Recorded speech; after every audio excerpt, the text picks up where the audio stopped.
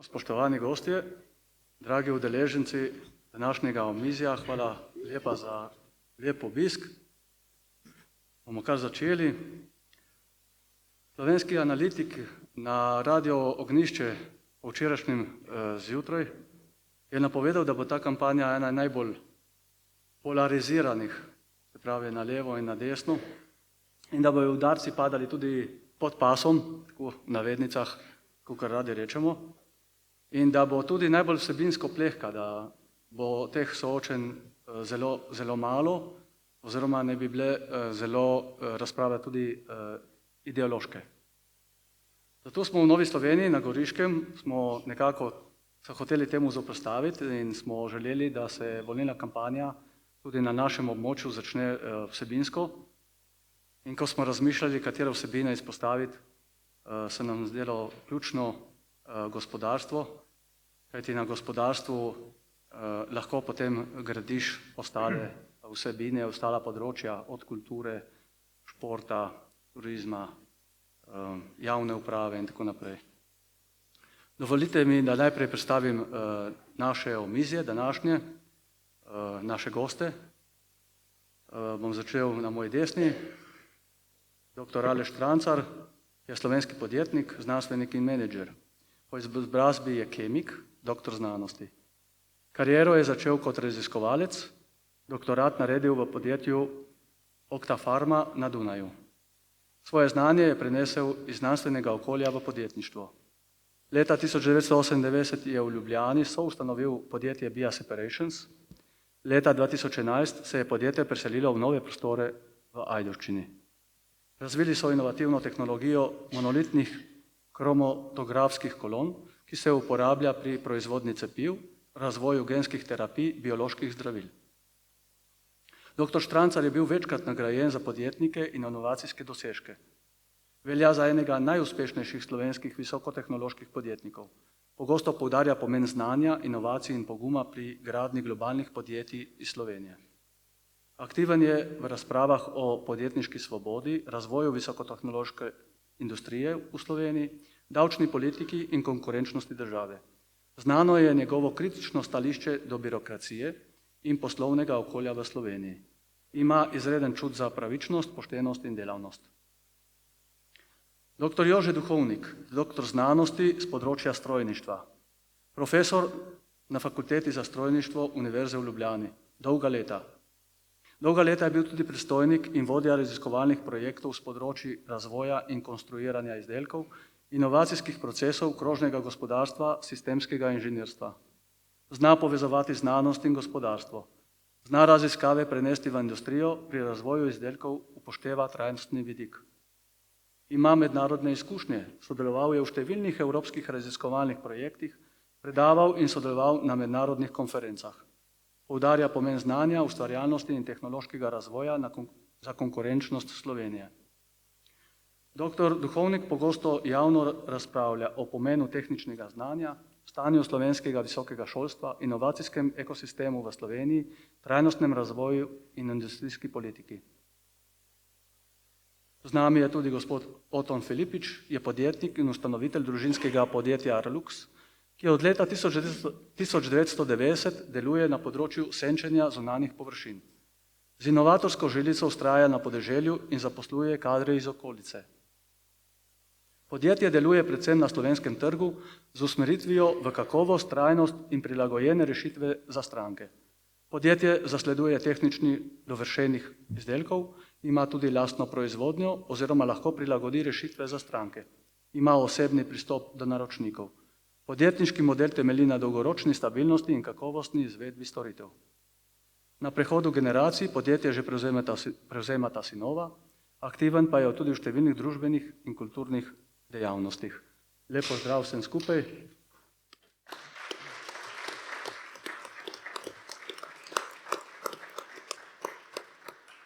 Na moji levi tudi pozdravljam seveda kandidata tudi Nove Slovenije na marčevskih volitvah v državni zbor v okraju Nova Gorica okolica, gospoda Borisa Jakončiča, Moro, tudi mu rečemo vinar iz Goriških Brd, kandidat na skupni listi, sicer pa ustanovitelj in dolgoletni član Slovenske ljudske stranke. Poznajo ga tudi v Celovcu, saj je dolga leta tam prodajal izdelke svoje kmetije. Lep pozdrav sem tudi tebi.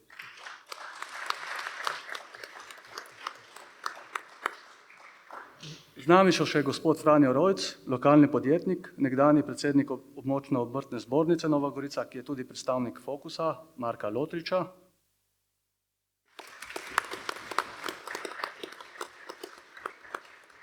In gospod Vili Kovačič, aktiven državljan na področju prava, davčne zakonodaje in odkrivanja korupcije,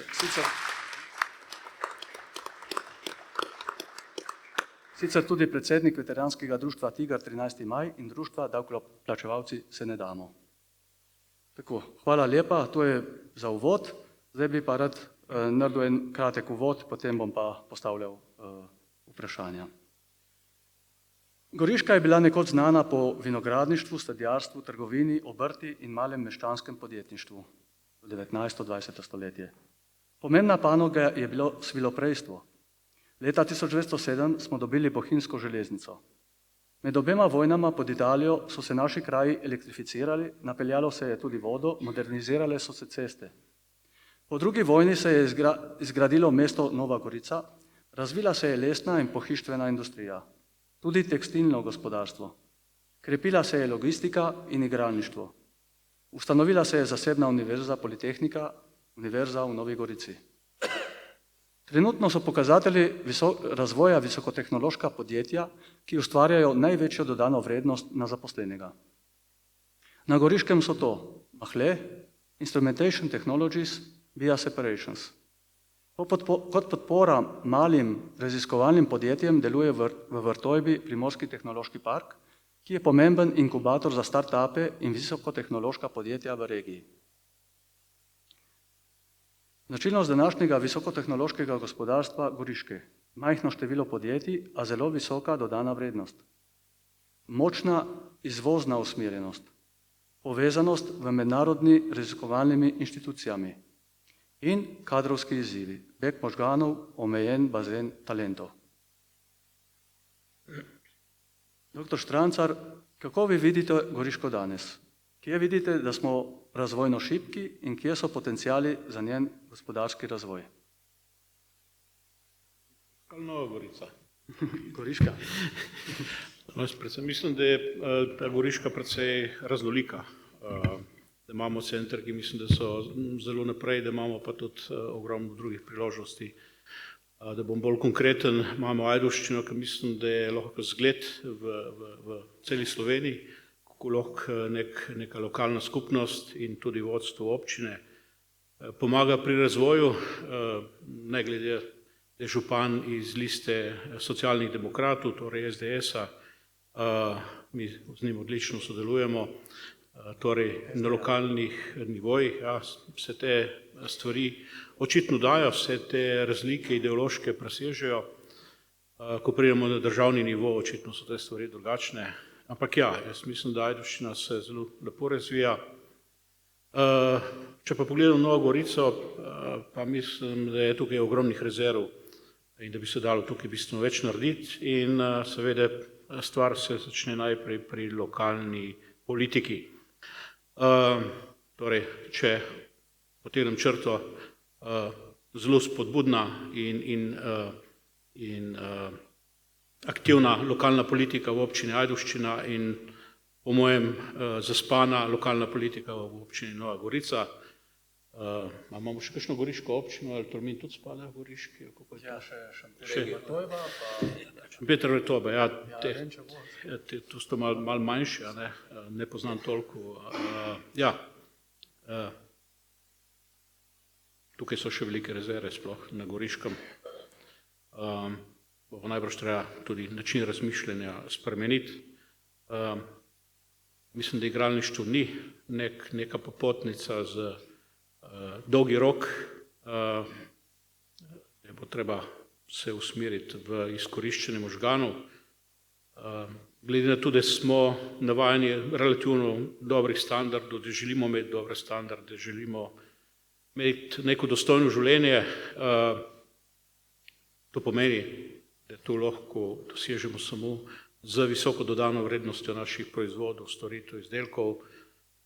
In če ne bo šla pač lokalna in tudi državna politika v tej smeri, potem ne bo, se nam nič dobrega ne piše.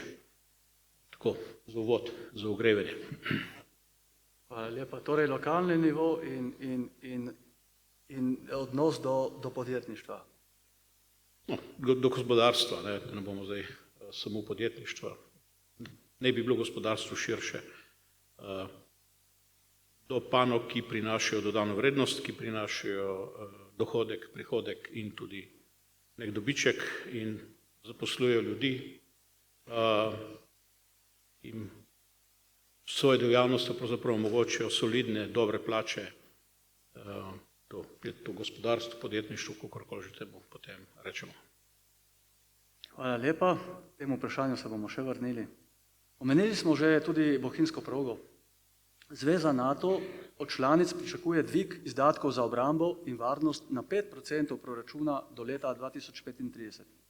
Torej, izdatke za obrambo in vojsko bi morali iz trenutnih 1,4 milijarde evrov dvigniti na 3,4 milijarde. Približno od tega 2,38 milijard za neposredne vojaške izdatke in pa 1 milijardo za varnostne in infrastrukturne potrebe. V okviru teh sredstev za varnostne in infrastrukturne izdatke nekateri vidijo priložnost, da bi obnovili in elektrificirali bohinjsko progo. Da bi progo elektrificirali, so bili že številni predlogi, pa je ostalo nekako nerešeno. Zdi se, da je težava ravno posebna izgradnja in pa številni predori. Profesor dr. Jože Duhovnik, koliko sredstev bi bilo potrebno za obnovo bohinjske proge in kaj pomeni njena modernizacija in seveda tudi elektrifikacija? Hvala lepa za vprašanje. Preden bi pa odgovoril o bohinjski progi, bi pa povedal vam, ki pravzaprav ste živeli v drugačnem okolju, tako kot jaz, kaj pravzaprav nam tlakujejo negospodarna, nelogična državna politika. Leta 2024 je bilo iz diplomantov od skupnega števila 19.580, od tega je bilo v družboslovju, poslovnih ved, družbenih, gostinstvo, storitve 35,5%. Za normalen razvoj družbe bi bilo treba maksimalno 28%. Tu se pravi, jih je v nadaljevanju približno za 7% viška. To se vidi, žal tudi pri vaši generaciji otrok, ki ne dobijo službe. In da veste, katera največja firma je na področju medijev, ne morete verjeti, RTV Ljubljana, 2100 zaposlenih. Si morate misliti, kaj ustvarjajo. Tamle vidim nekaj novinarjev, oni tolčejo za 4-5 celodnevni program, oni gor pa jamrajo pri 2000 zaposlenih. Zato imajo čas za štrajkati. Pa gremo naprej. Tehnika naravoslovje, 25,5% je bilo 24 leta diplomantov, potrebno bi bilo pa 35 za tisto, kar je prej dr. Štancar povedal. Zdravstvo, 12,5. Zastonj je planiranje, če bi mogli pa že prej pripraviti otroke na to, da bi jih bilo vsaj 20%. Pa ne zaradi nas, ki smo stari, zaradi njih, ki bojo za nami prišli. Ker mi se poslavljamo, mi imamo še 10-15 let, basta. Oni bojo mogli živeti, mi imamo penzije še kar v redu. Potem pa humanistika, umetnost in pedagogika, jih je bilo pa 15,5%, spet vse na plečih davkoplačevalcev. To je tistih davkoplačevalcev, ki se nadamo, dovolj bi bilo tega čist dost, 13%. In pedagogov ni premalo, jih je preveč, zdaj, ker je Štrukelj naredil, ko je videl, da je pedagogov, volivcev premalo, je zmanjšal standard. Mi smo vsi deformirani, pa veste zakaj? Ker nas je bilo 30 učencev v razredu. Zdaj imajo pa 20, pa so vsi živčani. Kako je to možen? Jaz to ne zastopim. Ob vsem tem znanju psihologije. In seveda pri kmetijstvu, kar je pa tragedija, 1,9% mogli biti, pa še zmeraj 4%, ker 4% mi dobimo tisto pokrivanje, da imamo police na Mercatorju polne. Kaj bi se zgodilo, če bi mi prišli zjutraj v Mercator ali Špar, pa bile police prazne. To se moramo mi vprašati. Sami vemo, da imamo, ker imamo doma še špajze, no moderna stanovanja nimajo niti shramb. To je arhitektura 20. 21. stoletja. Zdaj gremo pa na bohinjsko progo. Poglejte, bohinjska proga je zanimivo, to je nocvirk iz Avstro-Ogrske. Bila je narejena 1900 do 1906 v času Avstro-Ogrske zato, ker so že takrat vedeli, da se bo vojna začela.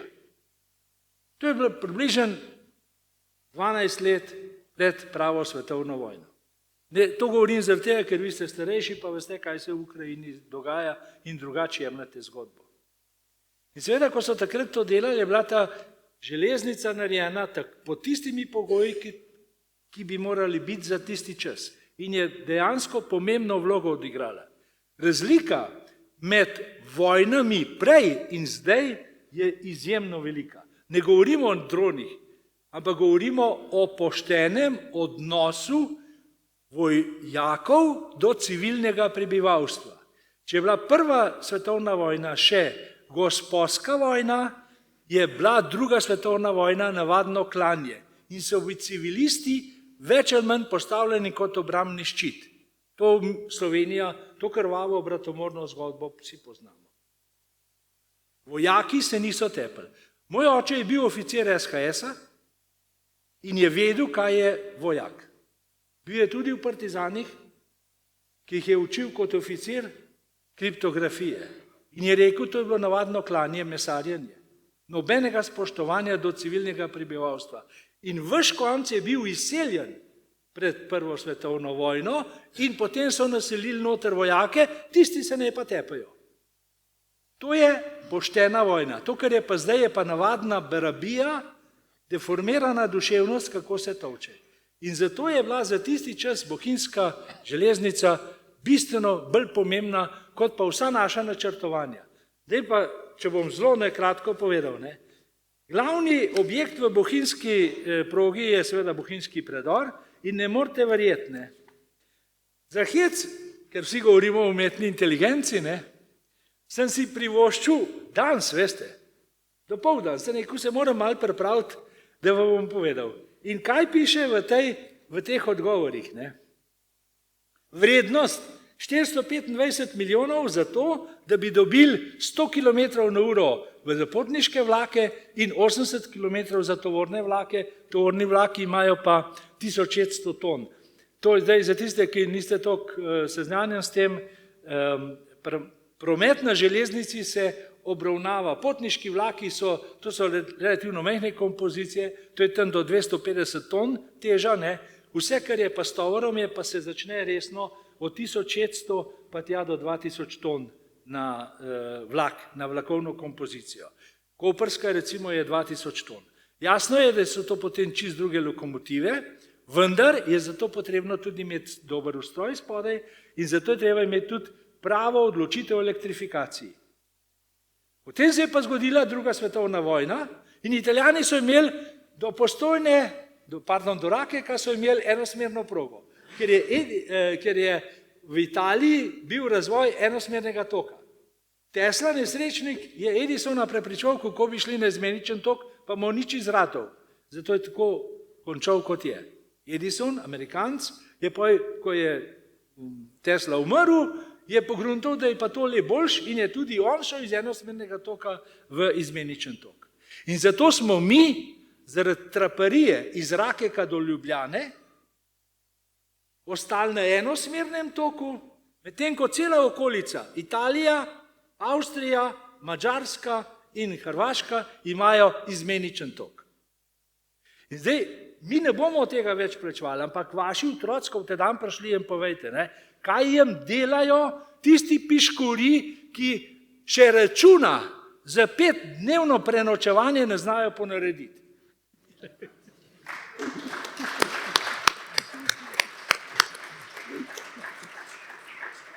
Ta piškur je skupaj z drugim kolegom, piškur je gradbenik, njegov kolega je pa električar.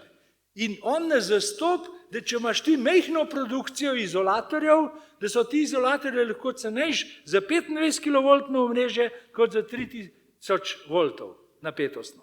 Zdaj pa tisti, ki ste inženirji med vami, ne? Veste, med 3000 in 25000 kV, 25 kV, je razlike 8-krat. In tisti, ki majhen fizike pozna, je 8-krat manjši amper tok. Ker je 8-krat manjši amper, vi bistveno več energije sprovedete na istem preseku. Ali pa ta presek obremenjujete preko njegovih zmožnosti. In zato mi v Sloveniji imamo tako drage slovenske železnice, imamo tako drage vozne parke in imamo bistveno večje stroške z tovornim prometom, kot pa bi. In mi, vi, vsi, mi s penzijam, vaši otroci pa z plačo, plačujemo tovornino slovenskim železnicam, zaradi tega, da se naš strošek približa evropski dogovorjeni ceni. Samo to noben neče povedati. To treba čisto jasno povedati. Ko smo mi takrat vrteli drugi tir, smo imeli še cel kup podatkov, pa niso verjeli. Zdaj le prihajajo računi, 300 do 400 milijonov bo dražji, ker je logičen, ker ne more biti drugače. In tudi Turki bojo to dobili. In kar je zanimivo, v tem predlogu, pa ste za hec, ker se ti mladi liberalci pa povspetniki govorijo o znanosti. Tle noter piše takoj, da je to progo možno obnoviti takoj za 25 kV omrežjem. Zakaj? Zaradi tega, ker se to edino splača. In zato so Italijani iz Trbiža do Udin, do Vidma, ne do Udin, to je prepovedan za nas. Do Vidma so naredili progo, pa veste zakaj? Ker jim barabe Avstrijci imperialisti pripeljejo na višino 580 metrov višinsko razliko, v Vidmu je pa samo 150 metrov. In ko spustijo vlak iz 580 metrov na 150 metrov, profitirajo potencialno energijo. In tisto energijo pretvarjajo nazaj v napajanje z železniško elektriko. Avstrijske železnice so proizvajalci električne energije in sicer v Avstriji dobavljajo 6% vse električne energije, kjer vozijo s hriba dol iz Nemčije proti Madžarski. In kdor tega ne razume, potem mora biti hlapec ali nevednež. In take zgodbe, ki jih predstavlja dr. Štancar tukaj v tem okolju, v razvoju tehnologij, to za ljubljansko nesrečno smetano, ki sploh niso meščani, veste, ampak so navadni delavci iz litostrojskih blokov. Če bi bili meščani, bi bili gospodje, pa gospe, pa ne vejo, za kaj se gre. Veste, in tem je problem, ko ti odločaš o neki stvari, se moraš odločati. In potem daješ tiste tehnične rešitve, ki so up to date. In da je pa še večja poslastica, slovenske železnice so pred 3 meseci kupile 35 lokomotiv. In sicer 35 lokomotiv kombiniranih do 200 km/h. Perfektno. Pa veste zakaj? Ker je Čeh zahteval, solastnik na tovornem prometu, da jih morajo kupiti do 200 km/h. Tragedija slovenskega davkoplačevalca pa je, da je v predstavniku direktorju slovenskih železnic mesu, pa se midva poznava, veste, da tako je razčisteno. Sam, kar se mene tiče, je zelo jasno. Je plus pa minus, po binarni kodi. Je šel in je podpisal, da kupujejo zraven in mi plačujemo te lokomotive, ampak te lokomotive ne morajo voziti 200 km/h, ker enosmerni tok dovoljuje samo do 160 km/h, naprej pa ni takega prenosa električne energije. In vsi znanstveniki, predvsem pa prometni logisti, to poudarjam zato, ker jaz sem strojnik, jaz sem se še lokomotive učil, veste, študiral, pri profesor Krautu, ki ga nekateri še poznate. Ker je bil on gospod, ki je projektiral kot tehnolog tudi lokomotive. In zato poznam lokomotive. In železnica ni spodnji ustroj, železnica ni most, železnica ni vrat gor na vrh. Vse skupaj, vse znanosti pa tvorijo železniški promet.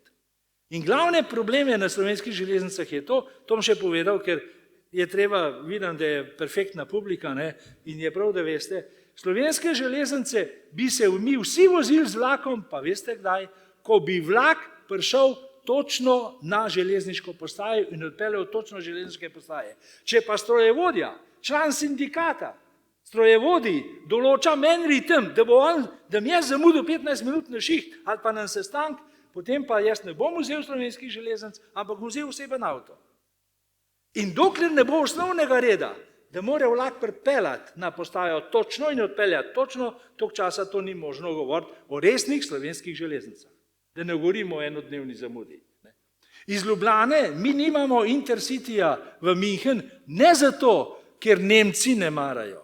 Ne, ker je naš vlak iz Ljubljane do Beljaka vedno zamujal in pa so rekli, fantje, dej vas imamo pa dost in vi imejte vlak do Beljaka in zdaj vozi vlak do Beljaka, pa naj pa potniki gor počakajo in naj hamburgerje jejo na železnici, ker mi čakali ne bomo. Ne bomo. Konc. Vidite, in zdaj gremo nazaj na bohinjsko progo. Bohinjska proga potniškega prometa, kot govorimo o domačinih, jaz poznam ves ta konc zelo dobro, za domačine voziti, to je škoda cajta. To je v bistvu samo izjemna dobrina za turistične namene. Turizem pa mora biti tak, ki je sprejemljiv za okolje. In veste, kako se pozna? Čistilna naprava na Bledu je v turistični sezoni za 50 tisoč enot, kadar so pa Belejčani sami, jih je pa dosti za 15 tisoč. In taka kapaciteta je. Približno 2 do 3-krat več turisti popijejo, pojejo vode in delajo svinarijo. Tako da turizem ima svoje omejitve, ki so jo že kdaj že resni ljudje spoznali. Vendar kljub vsemu na razponu Jesenice Nova Gorica bi bila bohinjska proga perfektna in še enkrat poudarjam, za 425 milijonov dobite progo, ki je elektrificirana, ki ima 100 km/h potniški vlak in ki ima 80 km za tovorni vlak. In sicer tovorni vlak, ki bi imel približno 1600 ton na to. Jaz to govorim zelo natančno in čeprav mi nekateri ne verjamo, jaz sem bil 4 leta podpredsednik upravnega odbora Slovenskih železnic in tam smo imeli stalno zamude. Jaz sem se pač po silom prilike tudi ukvarjal z logistiko in tam v Slovenskih železnicah so tako planirali. Če imate vi neko progo in tam, ko zmanjšate hitrost na 40 km, bomo tisto progo, bomo tisto reševali. Če imamo pa 10 km, to bomo pa pustili, dokler se čisto ne podre, da se sam 30 km/h vozi. Zdaj pa vi vsi, ki vozite avtomobile, takrat, ko ustavljate, vi ne bremzate, vi sam z nogo daste z gasa. To se pravi, če ti zmanjšuješ za 10 km/h, tisto progo ne boš popravljal. Boš popravljal na 40 km, ker takrat moš pa bremzati. Če imate omejitev 40 km, pa veste, da je zadaj kamera, vi bremzate. Če pa morate zmanjšati za 10 km, pa ne bremzate, sam nogo s plina daste. In to je čist drug model. In ko smo mi začeli tako popravljati hitrosti na slovenskih železnicah, ne morete verjeti, je bil problem z voznim redom, ker so vlaki prišli prezgodaj na železniške postaje. In še nekaj je, denarja smo imeli preveč. Po njihovem planu, ga je bilo recimo, zdaj govori na pamet, 800 milijonov, mi smo ga porabili 600 milijonov. To je bistvo, da s pametjo delaš, ne da delaš. Vsak cepec zna delati. Pameten gospodar pa premisel, se odloči, kaj bo naredil, pa tisto naredi. Ampak tisto pa zaprmej naredi, pa makar če dela do ponoči. To se pravi, bohinjska proga je možno, da se naredi.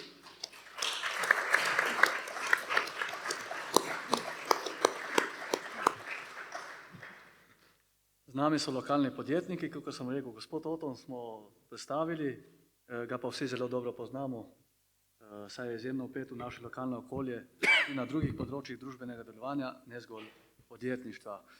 Oton, kako vidite vi lokalno gospodarstvo in podjetništvo? Pri razvoju podjetja ste se srečali s številnimi izzivi, kako ste jih in kako jih še vedno rešujete? Hvala za besedo. Najprej dober večer eminentnemu omizju in vsem skupaj. Hvala, da ste se udeležili v lepem številu. Najprej bi za razvedrilo in vod, ko je glih pust mimo, ne omenim še poslanstvo za vzgojo mladih, ki se ukvarjamo s vsemi mogočimi stvarmi in ohranjanje običajev tudi na vasi. Že par let se v naši vasi zbiramo generacijo najmlajših starših in gremo po hišah s košem, kot ponavadi grejo tudi odrasli. Ne? In dokler pa ti ne zadosti zrasejo za muziko, pač poskrbi Nono, kar odvedno tudi rad dela. Ne? Tako da se letos rekli, Nono, ne tisto s stipkami, vzemi frajtonarco. In tako je tudi bilo. Ne? Toliko za malo za hec, za ogrevanje. Drugače pa, ja, lokalno gospodarstvo in izzivi v podjetju. Nova Gorica je že pregovorno slepo črevo gospodarstva, ko je že poprej gospod Štrancar omenil. Ne občina, ne država ne ustvarjata za to pogojev, zato se moramo podjetniki znajti vsak po svoje. Ob vsej smetani z Gorice na državni oblasti tega ni ne v Gorici, ne v državi. Zanimivo, v Ajdoš ni laufa, v Gorici ne laufa. In te lokalne manire je vlada prenesla na državni nivo, zato pa so tudi v državi zdaj rezultati enake kot na lokalnem nivoju. Mislim, da že leta 2010 sem kot županski kandidat opozarjal, da ni modro staviti le na enega konja, kar pomeni to ranljivost gospodarstva. Gospodarstvo mora biti razpršeno, kakor delo in pa financa. Mediji so vprašanja takrat silili samo v igralništvo, ki da bo razvilo lokalni turizem, zdaj pa vidimo, da od tega ni bilo nič, le kratkoročna potuha za občinski proračun, da je vse drugo gospodarstvo dihalo na škrge in hira. Tako da protestno sem takrat odstopil tudi od vodenja odbora za gospodarstvo. Mislim, da v letu 2012 je bilo to, ko sem bil tukaj v mestnem svetu, ker takratni župan, bivši LDS, ne vem, kateri reinkarnaciji že je zdaj, sklepe odbora je takrat ignoriral in z večino na mestnem sveti s preglasovanjem tudi so povozili. Tako da sem protestno odstopil. Se pravi, denar gre tudi večina za, da nas rečejo, mehke vsebine. To smo videli tudi v EPK-ju, je bilo to, ta izraz zelo modern, ki pa ne vračajo dodane vrednosti. Po domače se vse zapravi, zapleše, zapije in zapoje, kar bi rekel po otroče, bi rekel po domače povedano. Ne. Tako je bila tudi EPK, vsebine za avtohtono identiteto ignorirane so bile, da bi od ciljnih 300 milijonov kaj ostalo za zanamce, niti podrazno, kar je velika škoda. Tudi prava kultura za krepitev narodno zavest in identiteto je bore malo, ta je žal le na plečih ljubiteljska kultura, uradno pa podpirajo tako, ki je še sami ne razumejo. Odmeven je bil edino kak škandal z goloto za pohujšanje otrok in mladina. Vse to smo videli pred kratkim tukaj tudi v X centru, kaj je celo, mislim, da odstopil tudi direktor kulturnega doma. Zdaj občinska blagajna bo konec leta zadolžena z 60% letnega proračuna. To je 35 milijonov dolga od 55 milijonov celotnega proračuna. Samo v 2026 je predvidena zadolžitev 7,5 milijona evrov. Samo za obresti in obresti od obresti bo šlo 4 milijona evrov. Tako mislim, da se ne motim. Ja. Se pravi, vsako leto gre v zrak za eno veliko investicijo, za cesto, za šolo, telovadnico ali pa karkoli. Ne? Tako da ponovno se dela danes se dela neka občinska strategija za 10 let naprej, vedno neki gradovi v oblakih, obljube, in namesto vrabcu v roki, vedno golob na strehi z nekimi obljubami za dnevne potrebe. In kaj tukaj narediti? Potrebni mislim, da so prostori za obrt, drobno gospodarstvo. Ta 10-letna cona v Meblu ni prilagojena potrebam in dejavnostim, niti nezmožnostim lokalnega gospodarstva, ki za investicije plačilno ni sposobna. Jaz to vidim po lastni dejavnosti in ostalimi podjetniki, ki se pogovarjamo. Prostorsko je cone prilagoditi za mala podjetja, ki imajo za rast tudi potencial, in predvsem družinska podjetja. Cenovno dostopna in komunalno urejena zemljišča bi bilo potrebna, morda tudi že graditi primerno velike delavnice kot neke organske inkubatorje, kjer podjetnik lahko opravlja legalno dejavnost, če nima prostorov, v nekem neprofitnem najemu in potem lahko, da bi to lahko imel možnost odkupa. Ali pa si zgraditi in iti pol na svoje. Mislim, obstoječo peščeno grapo tam v Meblu, mislim, da ne bo nihče vlagal in pilotiral terena tako, kar je, če tudi to komu podariš, mu objesiš da mlinski kamen za vrat in sploh pri tej zakonodaji, kar je. Ti pristojni mislijo, da podjetnik denar dobi na robidi, v jamu brez dna ne bo vlagal nobeden.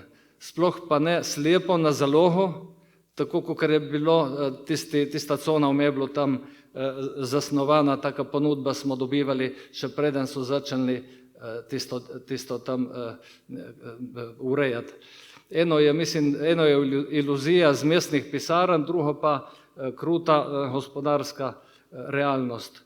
Izkušnjo s pilotiranjem terena imam tudi sem, da smo sploh lahko prišli do prostora pod soncem in pod zemljo na podeželju, da smo lahko tam in smemo delali, da lahko delamo in da plačujemo davka. Druge delajo hale, vidimo po Sloveniji po 100x100 metrov, dolga in široka, tako da na ravnini. Goričani tukaj pa lahko le samo pasemo oči, na žalost. Ker zadnji občinski prostorski načrt tukaj je bil v občini sprejet leta 2014, ko sem bil še jaz svetnik, od takrat je že 12 let in vprašanje tudi, kdaj bo. Mladi se selijo v Italijo, tukaj ne dobijo možnosti graditi hiše na podeželju ali karkoli. Mislim, da bi bilo treba poenostaviti najprej nacionalno gradbeno zakonodajo za nove objekte, za legalizacijo starih hiš pa bi predlagal dvigniti prah z leta 1965, mislim, da je zdaj za stare objekte, legalizirati bolj po enostavnem postopku na leto 90, ker za hišo grajeno v socializmu je dokumentacija zdaj hujša kot za novo in arhitekti se mešajo od odgovornosti in ne sledijo vse bolj zapletenim spremembam te zakonodaje in ne vejo več, kaj je prav in kaj ni prav, se bojijo in zadeve stojijo. To je ena stvar. Drugo pa je infrastruktura v Gorici. Mislim, da brez cest ni razvoja. V Gorici bi bil potreben nek obvoz za tranzit okrog mesta, cela Brda, Soška dolina, Trnovska planota se gnetajo v krožišče tukaj sred mesta, kjer se center duši v težkem prometu. Danes je že v tretje je danes tam en avtobus se zaklenil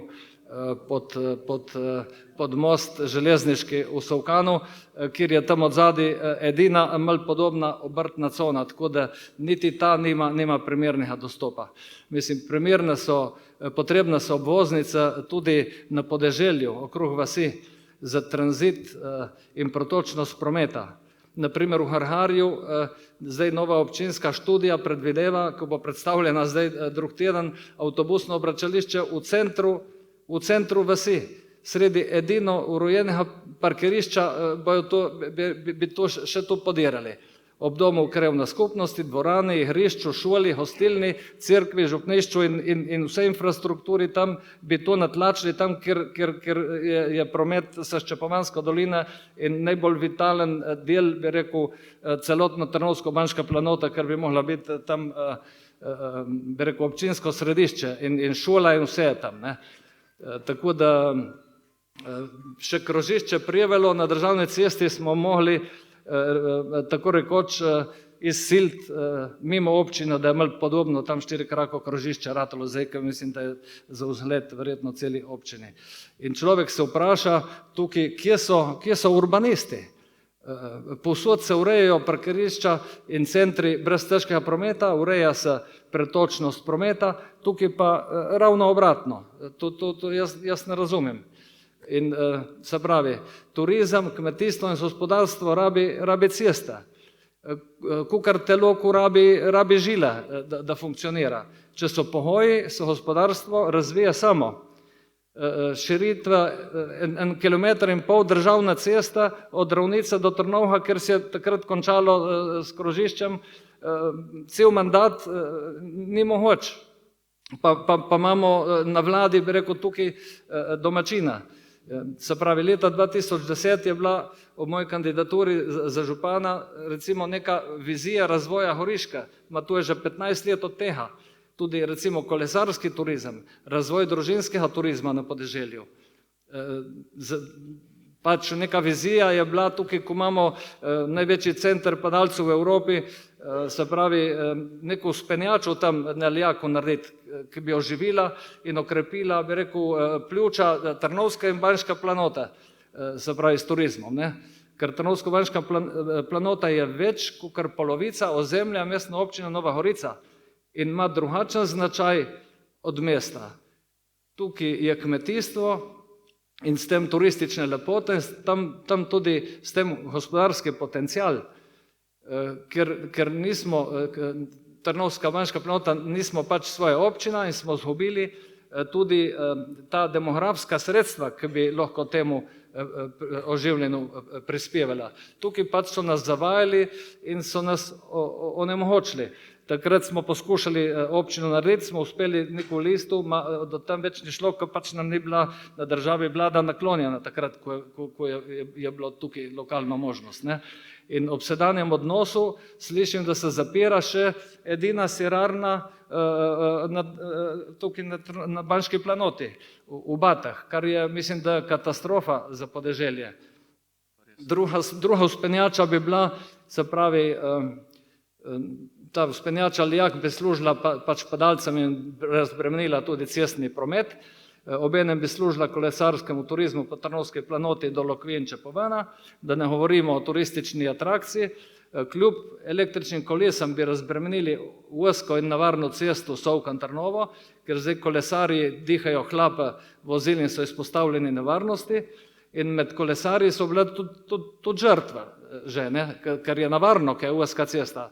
In tudi bi rekel, druga, bi rekel, če bi želeli celo Trnovsko-Banško planoto pokriti s turizmom, bi bila druga in tretja vzpenjača lahko tudi potrebna, če gledamo dolgoročno vizijo, recimo, ne, za kratkoročno nema, za dolgoročno bi bilo treba k temu strmeti, ne.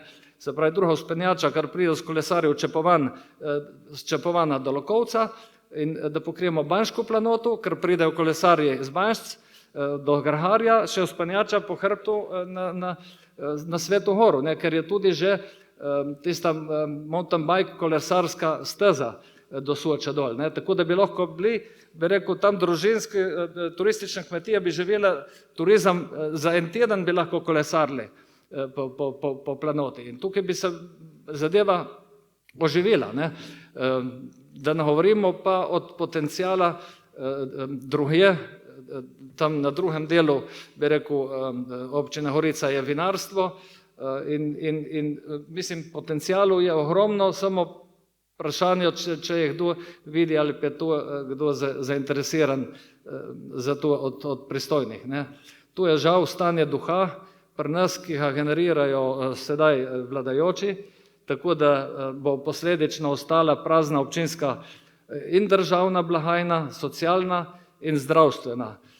Tako da upam na prebojenje naroda, da vso to dekadenco vidi, v glavi premelje se zdravo kmečko logiko in se na volitvah tudi racionalno odloči za ljudi, ki imajo vest, zavest, voljo, potencial, da stvari uredijo za blaginjo naroda in ljudi.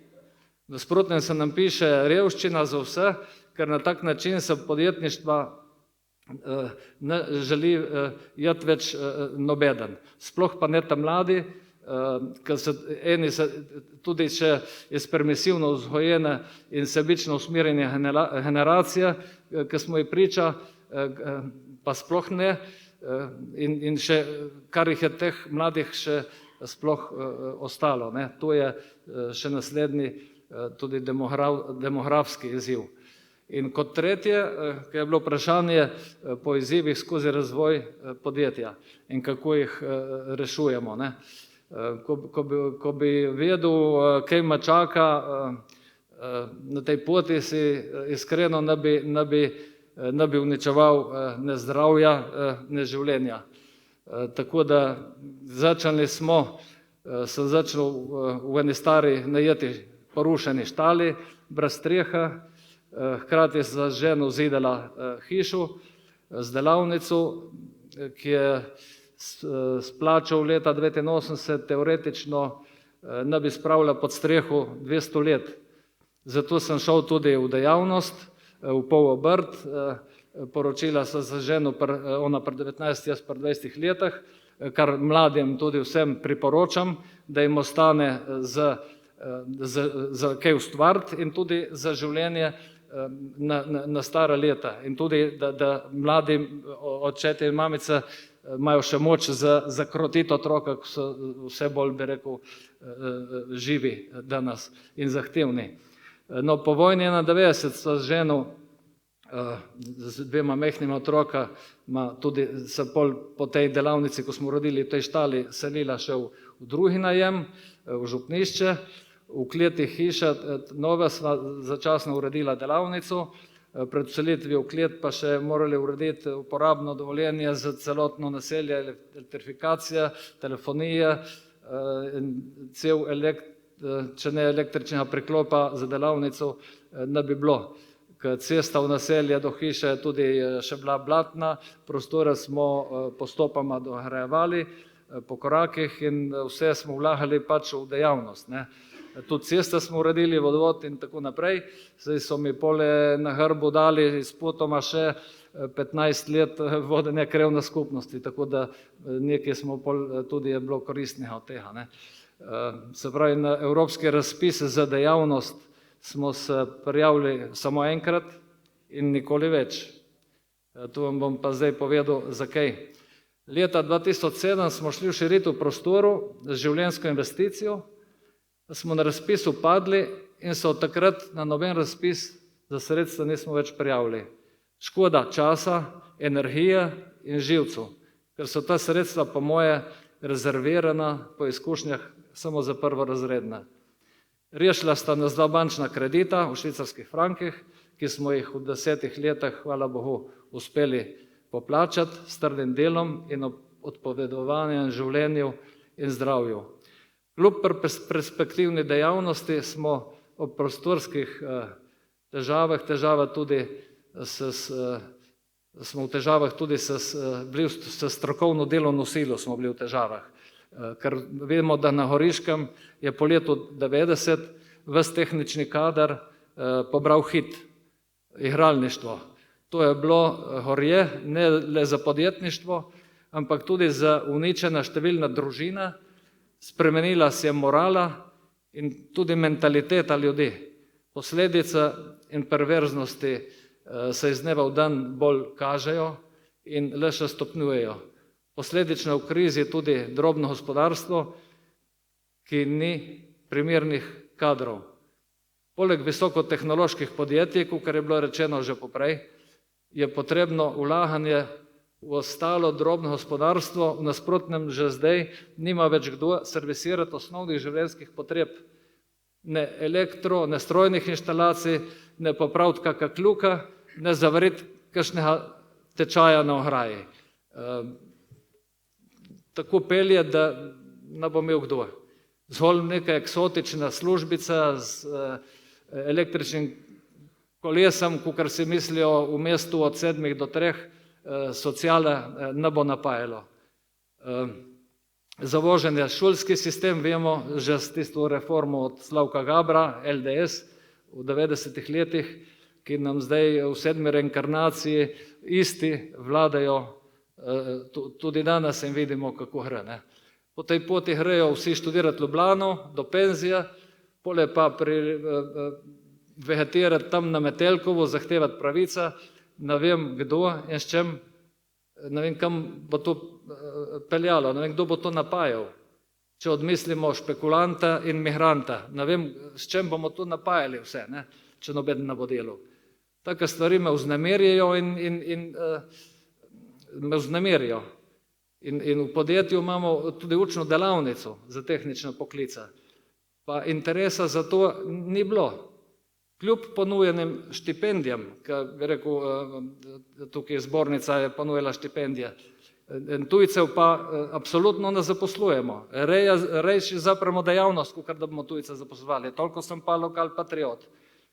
Predlagal bi, da zaposleni na račun prejmejo celotno bruto plačo, ne neto. Zato, ker ne razumijo, kakšna razlika je med bruto in neto. Prispevke naj si odvajajo zaposleni sami, da sploh dobijo občutek, kaj je bruto in kaj je neto. In koliko mora... Bruto plače. Ja. Bruto, kaj je še dvojni bruto. Jaz dolgo let sploh nisem vedel, da je tudi drugi bruto. Ker tisto polje računovodkinja se v položnica hodila, niti kot podjetnik tega nisem vedel, da bi vkalkuliral noter. In dobro, bom še eno stvar bom povedal, ne? In koliko mora zaplačati za to vedeti, da delodajalec dejansko, ne, da bi vedeli. Ne? In problem je tukaj tudi že omenjena demografija in ščuvanje proti družini, ščuvanje proti podjetništvu. Vzrok je tukaj razpad vrednot in razvrat in dekadenca s temi LGBT in ne vem kakšnimi še orodji za uničevanje naroda. Podjetnik, ki ne dela, ki dela in se bori, je ratu pohlepni bogataš, razredni sovražnik, tajkun, ki se afna na jahti, je pa frajer. Mislim, to je obrnjeno vse skupaj na glavo in to mlade deformira, nimajo več navigacije, nimajo več, bi rekel, občutka za realnost, kaj je prav in kaj narobe in kaj kam pelje. Se pravi, otroka tukaj lahko vzgajaš doma, ako pride v tako okolje, rata starš, starokopitnež, ko pridejo mladi v pubertetu. In kljub vsem pogojem doma v taki družbi, ne dobro konča. Ne moreš pa ga zapreti doma, ga ne moreš zapreti doma. Mislim, da je to še edina alternativa in pomoč, krščanska vzgoja, v vrednotah doma na 10 zapovedih, kjer družini per moralni vzgoji otroka lahko tudi pomaga še nekdo, še ena inštitucija. Drugače so otroci, ker šola ne sme vzgajati in so starši osamljeni. Tudi v družinskih podjetjih, kjer je na zidu še križ, tam jaz vidim edino upanje, da bo stvar še laufala. In edino tu je zakon. Toliko bi za zdaj povedal. Ja.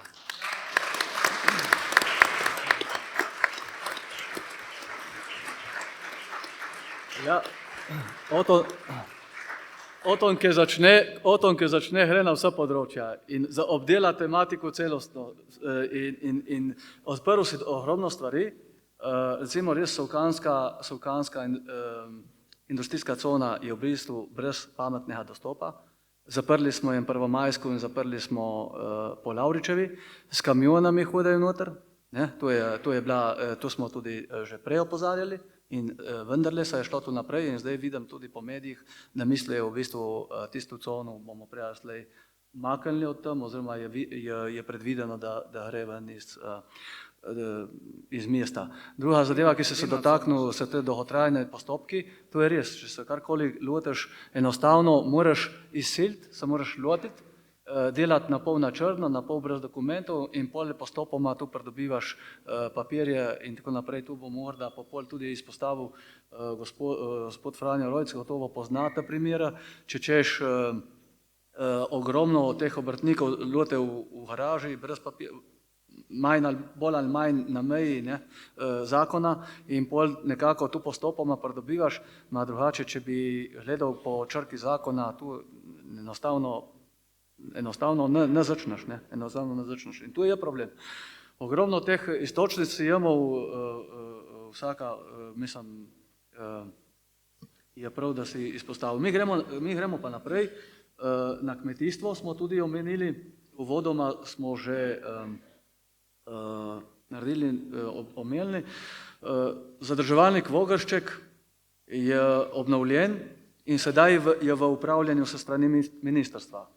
Še pred obnovo Vogrščka, torej te pregrade, ki ga je financirala država, so pa vse občine zavezale, da bojo razvod prenesle nase.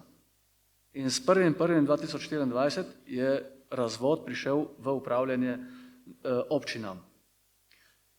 Sedaj je pa težava, ker se lastnikom zaračunava prispevek na podlagi starega zakona še ranke Jugoslavije, se pravi, prej se je uporabo razvoda so plačevali vsi lastniki zemljišč, zdaj pa, ko je obnovljen, je pa potrebno podpisati posebne pogodbe za uporabo, se pravi uporabne pogodbe za uporabo. In teh, ki to želijo podpisati, oziroma ki to sploh potrebujejo, jih je bistveno manj.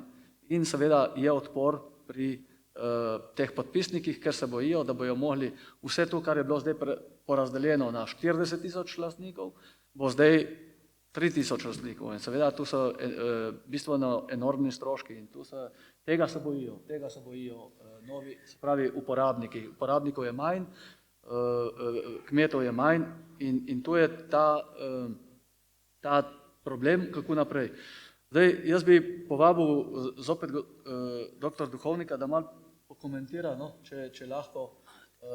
Jaz predlagam, da naj uporabnik naj pove. Ja,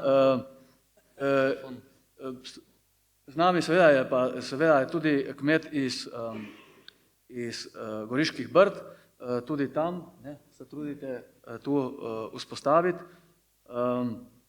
Primer iz Vipavske doline je lahko primer tudi za naprej, je tudi seveda tudi za Goriška Brda, Slovensko Istro in tako naprej.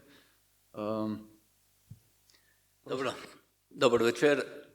Jaz bi prvo gospoda Duhovnika nekaj dopolnil.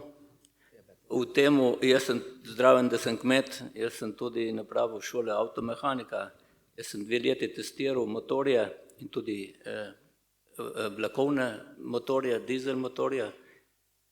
In če veste, da tiste litorine, ki so speljale gor do Jesenic, da imajo pa 2 motorja in vsak rabe 40 litrov na uro, ne? Da ne govorimo, koliko rabe je tista velika dizel, ki vleče 1000 ton ali pa 1600 ton, ne? Že za okolje, že za koliko nafte si tam izpusti, je elektrifikacija altrok je potrebna, že zaradi tega vidika, da imamo bolj čisto naravo. In elektrifikacija je v vsakem primeru, ne samo, da je pelje, tudi zaradi okolja sama. Toliko, kar vem, kar pred 40 letmi sem to delal, 2 leti sem take motorje testiral, tiste velike, tako da vem tudi to, kako malo teče, oprostite se, ne pa rad vtikam v druge zadeve. Zdaj, kar se tiče namakanja. Prvo delo, jaz sem šel tudi en dan, tudi če sem brit skozi Vipavsko dolino, vprašamo si, koliko površin se sploh še namaka. Če se več tiste breskve, ki so bile. Ker jaz vem, pobuda je bila takrat s tem kmetom, mislim, Šinigoj, bred od tega Šinigoja in tam tiste doline, da se je napravilo, enkratna zadeva, si jo ni vzdrževalo. In tisti kmetje, ki do vrtujbe meje uvedu in ki so jo imeli prej bolj uhodno, vijejo, kaj pomeni sadjarstvo. Po tih vremenskih sprememb, ki so, tudi trte bo treba začeti zalivati. In zelenjadarstvo brez tega pa sploh ni debate. Istočasno, jaz sem bil en dan v Italiji, pač živim 100 metrov proč od meje. Italijani so napeljali lani Sočo do bloka na italijanskem kraju, oziroma do Plešivega, do vse, oni z našo Sočo bojo namakali tudi vinograde. Jaz sem absolutno proti monokulturi, ko jo imajo tam na Kolju, tako imenovanem, proti Karminu. Jaz sem tudi zdraven, ki sem vinar, imamo tudi 4 hektarje sadovnjakov, tudi v hribu. Jaz sem napravil prvi namakalni sistem samo oskrben, ki so cevi pod zemljo, ki se jih ne vide in je tudi izkoristek, saj za 60% boljš, saj ni sklepivanja. In tudi brez vode ni sadjarstva, ni kmetijstva oziroma ni zelenjadarstva in ni tudi žal po hribah vinogradništva. Mislim, da gremo s pametno namakanjem. Kar se tiče Vipavske doline, teh kmetov, treba je vedeti, da ne morejo oni nositi breme slabih investicij. Ne morejo nositi breme velikih investicij, ki imamo, ne vem, pa če dam primer, železniška postaja, to dol, 64 milijonov, preko 60 milijonov. Za vlak, ki gre 50 na uro. Italijani so naredili v Stari Gorici za 21 milijonov, pa pride Freccia Rossa, ki gre 260 na uro. Mislim, poglejmo si, in zdaj bi vse investicije radi prenesli na tistega kmeta, posebno na uvedel, mislim, v osnovi. In drugo, če ne bomo imeli preskrbe, veste, nobena vojaška industrija ne pomaga, če nimamo hrane. Veste, kanon lahko stoji tam, človek mora jesti vsak dan. In mi moramo preskrbeti, zagotoviti si tisto 4%, ko gospod pravi, jaz sem bil 8 let v zbornici, kmetijski zbornici in poznam te zadeve tudi z te strani, ki je treba narediti samo oskrbo. In je treba omogočiti, da mladi bojo imeli pogoje dela, ne da jih bremenimo, moji 3 sini mi delajo vsi doma na kmetiji. Aden se ukvarja samo s kartami. To je katastrofa. In zdaj, kar se tiče namakanja, tudi pobud, tudi za Brda. Jaz sem leta 95 smo v Vipužah, če ga izhajam, na italijanski strani so tam 3 njive po 12 hektarjev, tam so milijoni litri vode, ki so kopali tam v 70 letih, 60-70 leto zemljo za medone, za cegle in so 12 metrov globoko kopane, tiste njive, in je to, prva njiva je 4 oziroma 6 metrov proč od meje. In ko smo imeli tisto problem s suši in smo pobirali vodo ven z tih potokov, ki se tam okolje in potem je krpavalo vse življe in smo hodili v Italijo iskat, takrat je bil tudi še blok in v 7 uri zvečer, ker je bilo poleti, namaka si, ker je toplo, hodili telje čez blok, se nam blok zoprili. In potem jaz, ki sem pač tam tudi nekaj travnika zdrave imel, sem rekel, če je v Italiji 6 metrov proč voda, bo 6 metrov tudi na naši strani. In srečo, ko smo takrat po zemljiški knjigi gledali, je na naši strani bil urisano kot močvirje in takrat smo na naši strani potem legalno, tudi minister Smrkolj je takrat bil, kot kmetijski minister, izkopali jamo samo 10x20 metrov. In se ta voda pretaka tudi na našo stran. In kaj se je zgodilo? Jaz sem želel, da bi tudi ta voda prišla potle gor na vrh sej naše vasi, da bi namakala, žal kakih posluhov to ni bilo. Dvakrat se nam že dostop do te vode občina ustavlja. Jaz v eni petek, ko je bil štrajk v Ljubljani, kmečki, jaz sem šel pa k županu, ker potem so tam do tistega igrišča, oziroma do tiste vode napravili nogometno igrišče. Nogometno igrišče se namaka in sem zato, da šport se razvija, da se namaka, da je vse, samo ne namo virati vodo. Nam leta 2021, cajt korone, kar naenkrat pridemo dol, preko Pan Jarek, čez do dostopa do vode. Hvala Bogu, jaz imam bahar tudi sam, jaz sem šel samo županu reči, poslušaj, jaz tu vzamem občinske 6 metrov cevi, bom zakopal in bom napravil dostop. Zdaj so nam spet napravili tekaško progo, ker smo imeli mi dostop do te vode. In spet sem šel k županu, sem rekel, prosim, pjevanje zdrava kmečka pamet. S čem bomo mi, a hočete, da bomo hodili nazaj v Biršo na Blanč, bomo spraznili in da bomo, ko bojo, danes imamo dež, že 2 meseca, julija, avgusta meseca, višno, da bomo vedo nocli. Jaz sem imel pa še en predlog.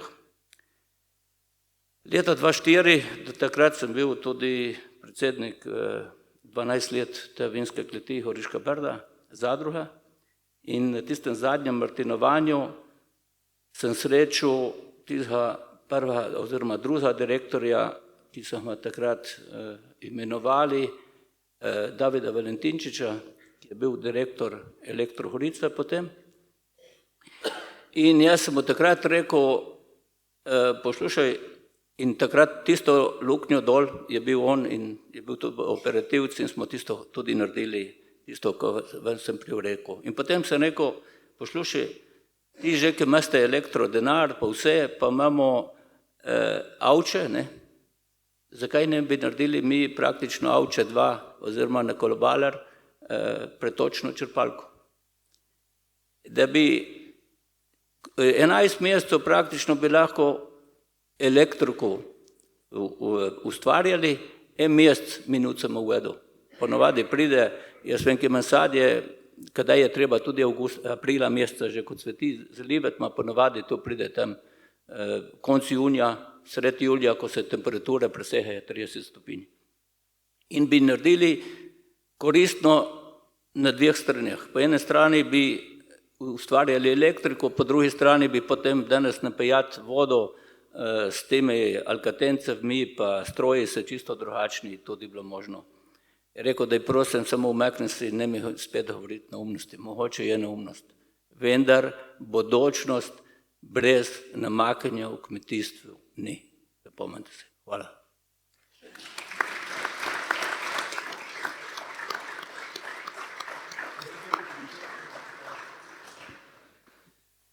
Ja, jaz sem imel srečo, da sem se pri delu srečal tudi z Vogrščkom. In smo takrat pripravili projekt končnega pregleda, koliko je zdaj ta sistem namakalni sploh še uporaben ali ni. In smo morali narediti preizkus za vse te cevi, ki so došle do Šempetra, pa gor nazaj proti Vipavi. In tam smo videli nekaj strašnega, kar se to dogaja. Fantje so bili korajženi takrat, ko so Šinigojo komando pripeljali, dali IMP-ju možnost, da je ventile in pa vso armaturo pripravil. To se pravi, veste, kaj so naredili, ne? Odprli so domač projekt za domače podjetje. To danes, pri vseh upravnih postopkih, pri vseh občinarjih, ki so zraven kao za gospodarstvo in na gospodarski zbornici ne zastopijo, da možete najprej doma narediti projekt, dobiti referenco, potem mora pa resna izvozna banka podpreti, da greš v tujino. Naši pa mislijo, da morajo naši podjetniki dobiti reference v zunaj, potem pa še kakšnega občinarja doma podkupiti, zdaj ga, da posel dobiš. Pa kdo se bo s tem gumbci ukvarjal? Ker to so res gumbci. To, kar je prej dr. Štancar povedal, ne? Veste, ko se peljate po tej nesrečni lokalni avtocesti za 110 km/h omejitve, ne? To je zato, ker ni bilo denarja še za odstavni pas.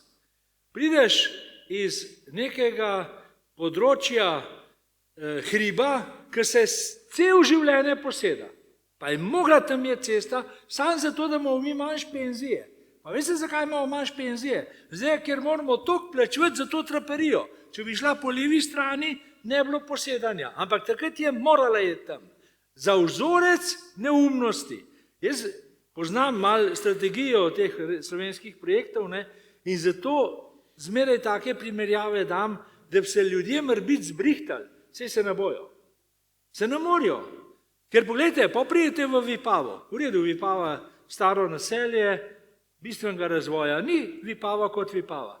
Pa prideš naenkrat na desni strani na cvetočo Ajdovščino, ker je zanimiv, ne? Kljub temu, da pravijo komunisti, da so samo socialni. Človek, ki je socialist, če ni socialen, ker drugače Karitasa ne bi bilo. A razumemo, čem je poanta? In tisti, ki se izdaja za socialista, se najprej prostovoljnega dela navadi.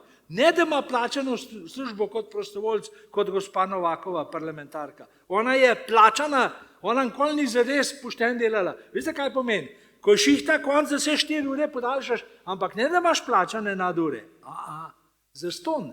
To je prostovoljno delo.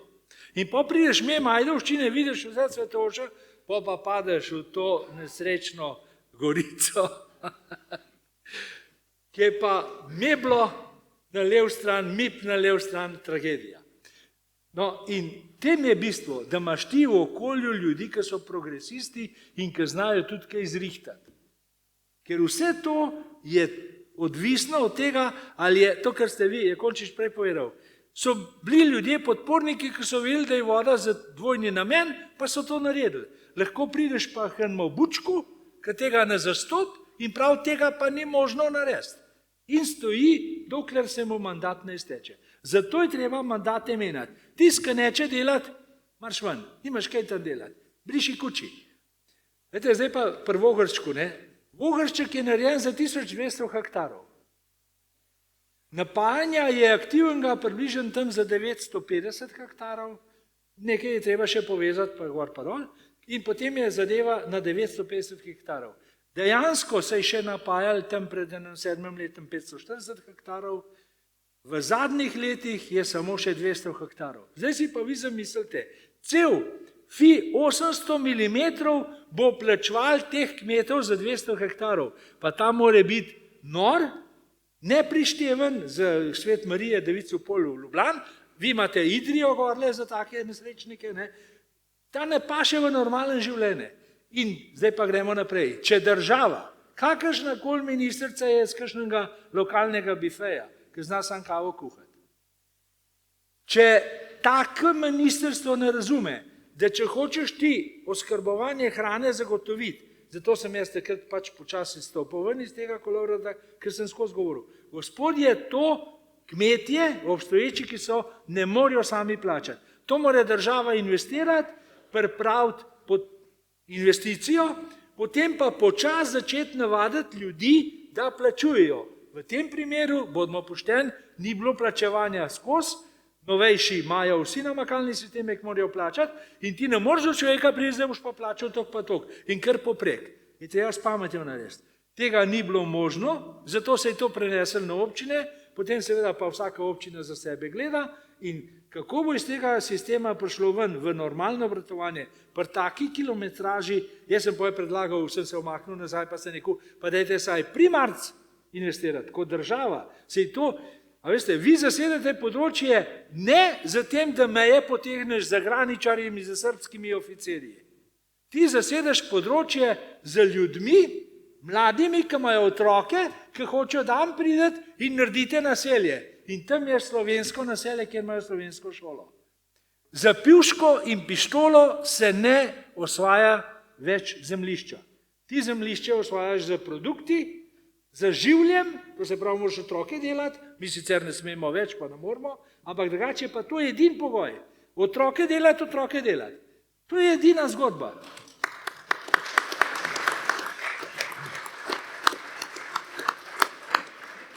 In, glejte, in če bi, in potem, ko smo hodili okoli, pa teste delali, ne, je bilo najhujše. Ne.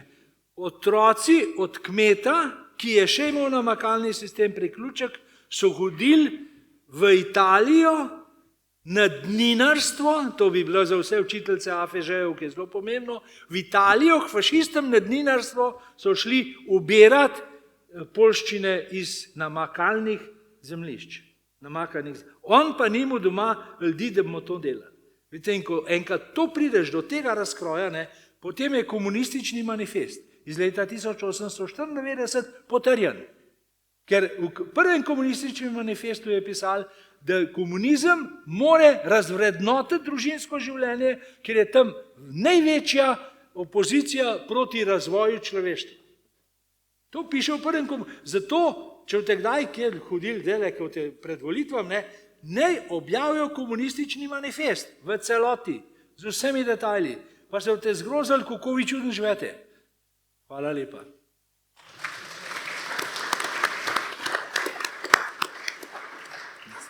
Vrnimo se gospodu Štrancarju. Kljub zdaj kritičnim besedam na računu Goriške, Goriška ima realen potencial, da postane high-tech klaster.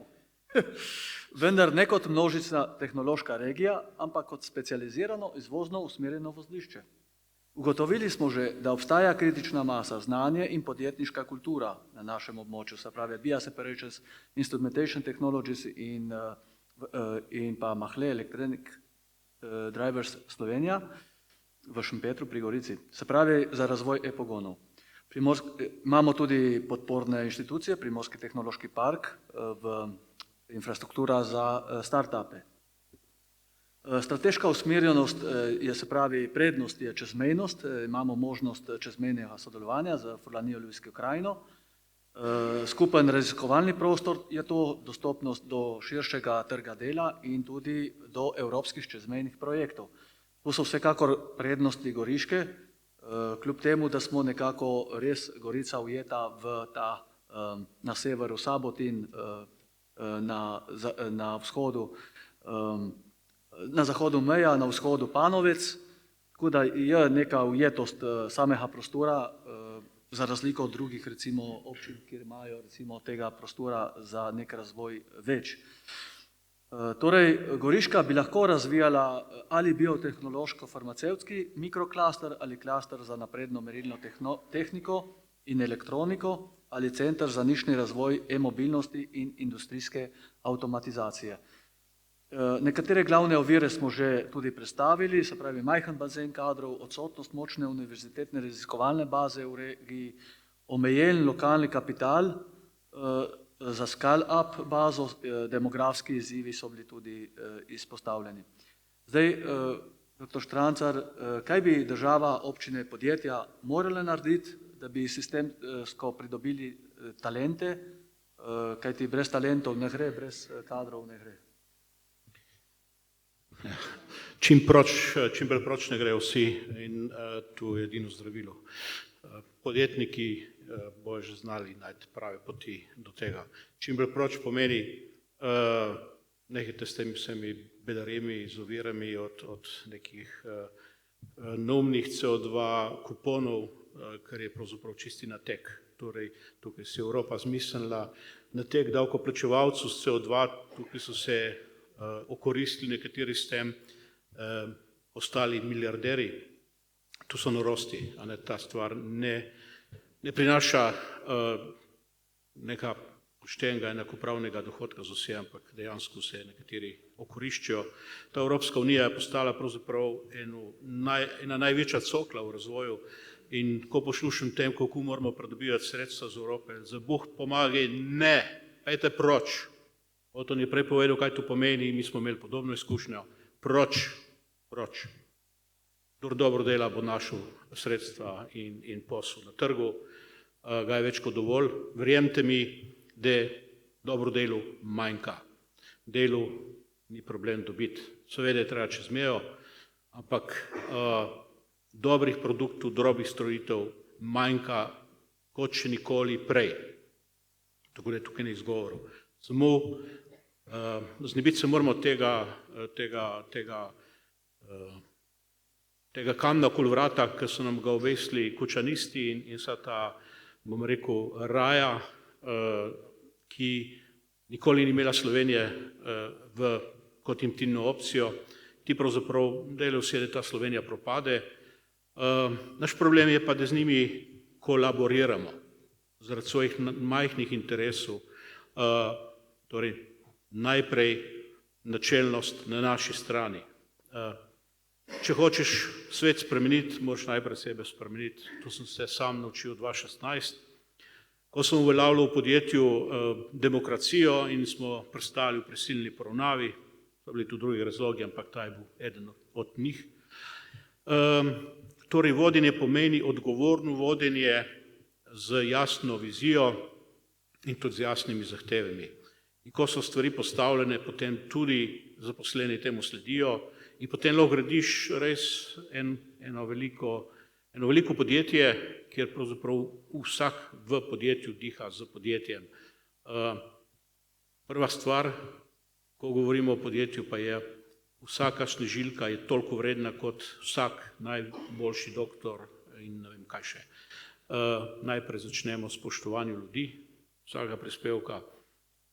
Če bomo sedeli tukaj več vredne, predvsem več vredne na podlagi nič dela, potem smo, kjer smo. Mogoče se vračam še malo nazaj, korak nazaj. Družina, pokojninske reforme, evtanazije, vrtci, če je družina velika, potem se tu v družini naredi. Ne rabimo nekih domov za ostarele. Kdo navija za domove za ostarele, ker se tudi pretaka ogromno denarja in verjetno tudi precej korupcije, ja tisti, ki pravzaprav so svoje družine razbili, ki v svoje družine ne verjamejo. Torej, najprej dajmo zgraditi družine z več otroki in tu je osnovna celica. Če nimamo družin, stabilnih družin, potem nič nimamo. Ne moremo graditi naroda, ne moremo graditi države, če ne zgradimo družine. Prva stvar, gradimo družine, dajemo družinam zopet isto veljavo. Komunizem jih je uničeval, ampak ne samo komunizem, tudi fašizem jih je uničeval, tudi nacizem, pa še marsikaj uničuje družine. Tudi, bom rekel, določene cerkvene aktivnosti uničuje družino, ker je bolj važno, da grejo starši na neke aktivnosti, kot da poskrbijo doma za otroke. Torej, če mati v cerkvi prežive časa kot svojimi otrokmi, tu ni prav in tudi tukaj cerkev narobe dela. Torej, tudi našo cerkev moramo malo spremeniti. Zato, ker cerkev, ne vem, a je po 90. letu prišla neka komanda, da se mora cerkev ukvarjati z denarjem. Tukaj se začne tudi naša morala in etika. Cerkev ni tukaj, da se ukvarja z denarjem. Cerkev je tukaj, da se ukvarja z vzgojo. In tudi naši duhovniki, nekateri zapiti, kar vidimo, da grejo stvari napačno, zaradi vodenja. Torej, dajmo najprej pri sebi porihtati. Ampak ne bom toliko pesimističen, kot so bili mogoče moji kolegi, predvsem Oton tukaj. Stvari niso tako pesimistične, sploh ne. V življenju in v svetu gre vedno gor pa dol. In prihajamo v čas, kjer verjetno še malo dol in mora še malo dol, da se streznimo, ampak prihajajo mladi rodovi, ki razmišljajo drugače. In te rodove moramo pravzaprav omogočiti mladini, 15-letnikom, 20-letnikom. To so naši rodovi in ti mladi razmišljajo drugače. Levica oziroma kučanisti že ugotavljajo, da imajo problem, ker ti mladi podpirajo bolj desnico.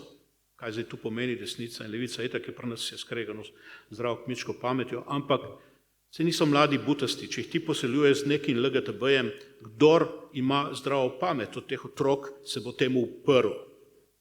Mene skrbi, da se bojo prehudo uprli in da bojo nekateri začeli te LGTB aktiviste pobijati. To mene pa skrbi, ker če gremo v eno skrajnost prehudo, se največkrat zgodi, da gremo v drugo skrajnost. Dokler imamo samo eno skrajnost, še ni toliko hudo. Ko bo prišla druga skrajnost, bo prišlo do pobijanja.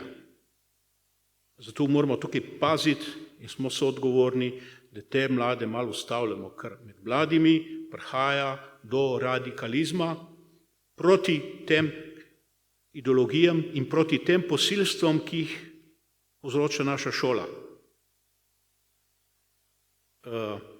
Sej mladi imajo danes možnost spremljati stvari po celem svetu. Imamo internet, imamo povezave in še enkrat poudarjam, prihaja nova generacija, ki drugače razmišlja in ta generacija je tista najbolj pomembna, jo je malo, ampak naj postane sovzemlje. In naj mladi začnejo razmišljati in graditi družine. Kar pogledamo naše generacije, koliko otrok pa imajo, moji kolegi, 1,2, 1,3, potem pa hočemo imeti 30-40 let pokojnino, nemogoče. Če si delal 40 let, ne moreš imeti še 40 let pokojnine, ne gre, se ne izide. Hočeš imeti oskrbo, ne vem kakšno, v domu za ostarele, ja ne gre. Tam mora toliko ljudi delati in ti ljudje si zaslužijo korektno plačo. Stvari se pač ne izidijo, finančno se ne izidijo. In eutanazija sigurno ni rešitev do tega. Torej naši pametni, pokvarjeni levičari, tako imenovani levičari, kučanisti, so izumili zdaj eutanazijo, ki bo rešila problem pokojninske blagajne in socialne. Najboljši je, ljudi prepričaš, da se dajo ubiti, oziroma jim pri tem še malo pomagaš. Hvala Bogu, vsaj ta referendum je uspel, tudi s pomočjo hrvaških ljudi, ki so molili, da to uspe pri nas. Ker naša molitev mislim, da ne bi zadoščala, ker ima vsak neko svojo kalkulacijo. Tudi tisti, ki v prvi vrsti v cerkvi ima neko kalkulacijo. Koliko pa imamo še načelnosti? In tukaj so stvari, ki se začnejo graditi na nekih načelih. In če nimo načel, kaj bomo sanjali? Vsak se potem pusti podkupiti. In zdaj pač pridemo lahko še na gospodarstvu. Tudi gospodarstvo temelji na etiki. Gospodarstvo, ki ne temelji na etiki, bo propadlo. In multinacionalke ne temeljijo na etiki. Multinacionalke so zgrajene proti etiki. Tisti, ki jih odzad vodijo, so proti etiki, pa ne samo v Sloveniji, tudi v Evropi, tudi drugod. Kaj nam preostane? Ja, tudi te multinacionalke rabijo nekoga, ki bo pa nekaj konkretnega naredil. In tukaj se odpira ogromno priložnosti, ne samo za visoke tehnologije, tudi za drugačne tehnologije. In če imaš ti neko visoko tehnologijo, nekje neko podjetje, to podjetje rabi tudi en kup drugih zadev.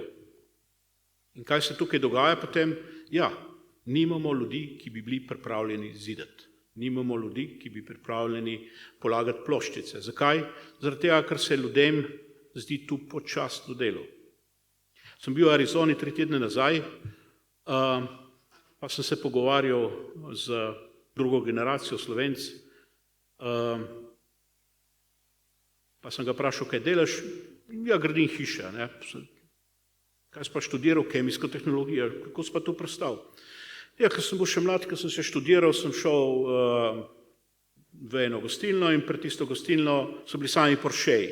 In sem mislil, da so tu vsi neki super podjetniki in ne vem kaj, a ne, vele biznismeni, pa grem noter, pa vprašam, kdo je pa tam parkiral? Ja, ta je gradil hišo, on tudi drugi je polagal ploščice, tretji daje vodovod. Torej, tudi že pri nas v tej situaciji, ja, se ti ljudje so pravzaprav dobro plačeni. In kaj se dogaja? Hiperprodukcija doktorjev znanosti v Sloveniji, jih imamo preveč, mnogo preveč, in potem seveda visijo po nekih službah, vsi zafrustrirani, neki birokrati in onemogočijo vse. Mi imamo ogromni aparat ljudi, ki so zafrustrirani, ki s svojim življenjem niso zadovoljni. In potem, kaj delajo, grenijo življenje še vsem ostalim. Ko priješ ti potem na občino, na upravno enoto, ja, čakaš, a ne? Razen, če niso ti ljudje ozaveščeni, da to mora drugače teči. Zato, če grem na upravno enoto v Ajdovščino, imam v 3 minutah vse rešeno. Če grem na upravno enoto v Ljubljano, čakam 3 dni in potem imam poln kufer vsega in grem nazaj v Ajdovščino in imam v 3 minutah narejeno. Zaradi tega, ker so ljudje, ki delajo na upravni enoti v Ljubljani, zafrustrirani, nevoščljivi, niso zadovoljni sami s sabo. In zakaj niso? Zato, ker podzavest jim deluje, da dobijo nekaj, da so plačili za nekaj, kar ne zaslužijo. Ljudje, ki zaslužijo, ki se zavedajo, da so s svojim delom nekaj prispevali, tisti znajo ceniti in so s svojim življenjem zadovoljni, pa tudi, če nimajo ne vem kakšnih bajnih plač. In plača ni motivacija. Ni motivacija. In denar in nov prepleskana cerkev ni motivacija. Motivacija so mladi ljudje, ki so dobro usmerjeni in ki vejo, kaj grejo in kaj je njihov cilj v življenju. Zato morajo imeti doma dobro vzgojo, torej kakšno vzgojo damo svojim mladim. To je tudi vprašanje zame osebno, tako da ne želim zdaj tukaj sebe vendajati. Torej, vrednote, vrednote, vrednote. In ko bomo te stvari porihtili pri sebi, bomo tudi s svojim zgledom pri drugih stvari začeli spreminjati. Pa se niso vsi na tej levi strani slabi, se niso vsi na levi strani pokvarjeni. Doskrat vidim na levi bistveno bolj poštene ljudi, kot jih vidim unih, ki so v prvi vrsti v cerkvi, ker mene sram, ki ga vidim v prvi vrsti. In vem, da nekateri, ker ga vidijo v prvi vrsti, ne grejo v cerkev. Po njih dejanjih jih boste spoznali. Drži? Ne po besedah. Kaj ti pomaga 1000 roženkrancev, če so svižgov v žepu? Pa greš, pa se sosedem kreješ tam za 1 meter termena. Zgledi vlečejo. Delč od tega, da nam gre tako slabo, sploh nam gre slabo, mogoče nam gre v tem trenutku še malček predobro, da bo treba še malo niže iti, da bomo začeli delati drugače, vsak od nas. Najprej jaz.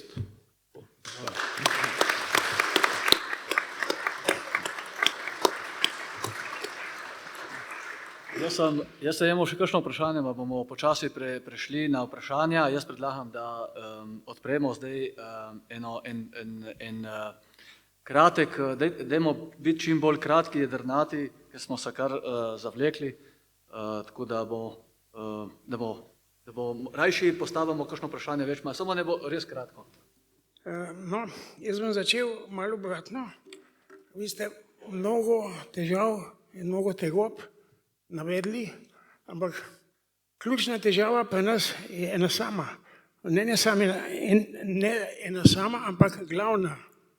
To pa je, da smo prepričani, da živimo v demokratični družbi, kar pa ni res. Ta demokracija in ta družba je samo napol demokratična. 22. septembra, ne septembra, marca imamo volitve, 22. marca pa poteče tudi mandat ustavnemu sodniku Klemnu Jakliču, ki je zelo upozarjal skozi svojih 9-letnih mandata, kaj v tej demokraciji manjka. In je bil eden redkih, ki se je sploh upal tega lotiti. Jaz sem se zelo seznanil z njegovimi postavkami in komaj čakam, da pride iz zlate kletke ustavnega sodišča, kjer ne more nič drugega, kot da piše ločena mnenja, ki so zelo dragocena, ampak da bomo potem skupaj stopili, da se lotimo spremembe sedanje ustave, ki je pohabljena v nekaterih ključnih zadevah. Najbolj je pa pohabljena na nivoju neposredne demokracije, referendumske demokracije, kar se je zgodilo leta 2013 z soglasjem vseh političnih strank. A veste, je bilo izglasovan 90. člen ustave, ki uvaja zavrnitveni kvorum.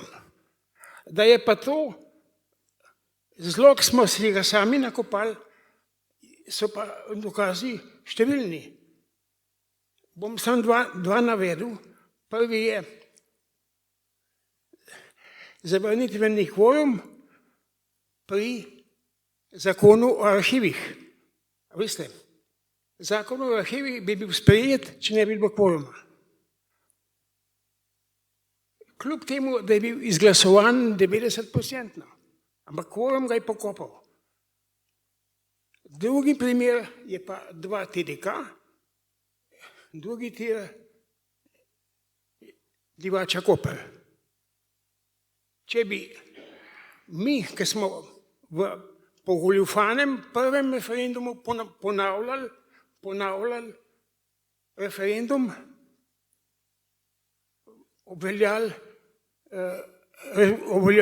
obveljal rezultat 400 glasov proti, bi danes drugi tir, ampak ne drugi, ampak dvojni tir že bil zgrajen za milijardo do milijardo pa pol nižjo ceno. To je cena naše demokracije, ampak to se odraža na mnogih drugih področjih.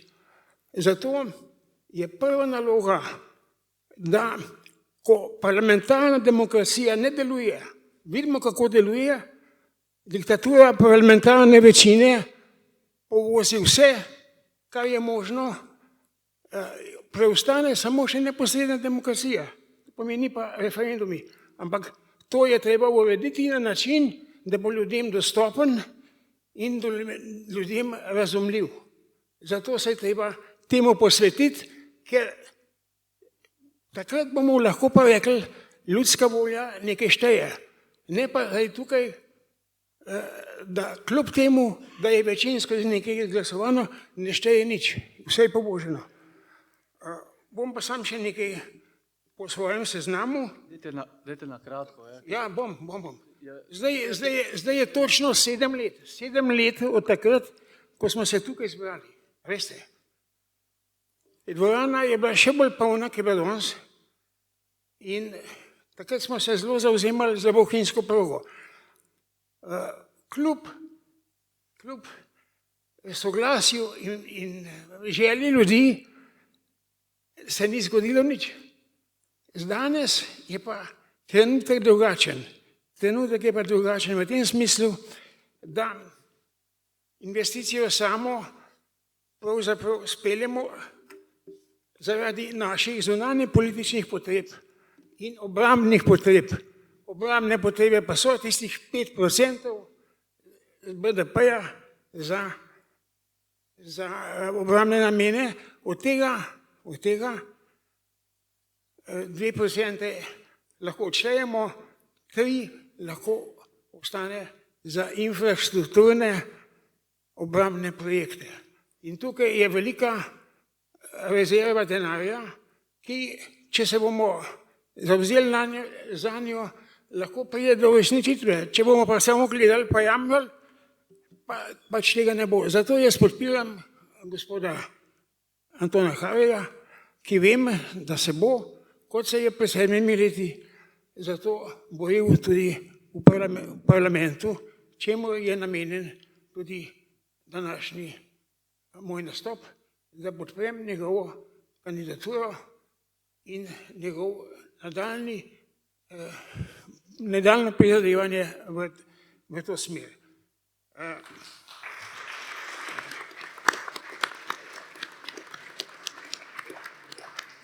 Gospod duhovnik je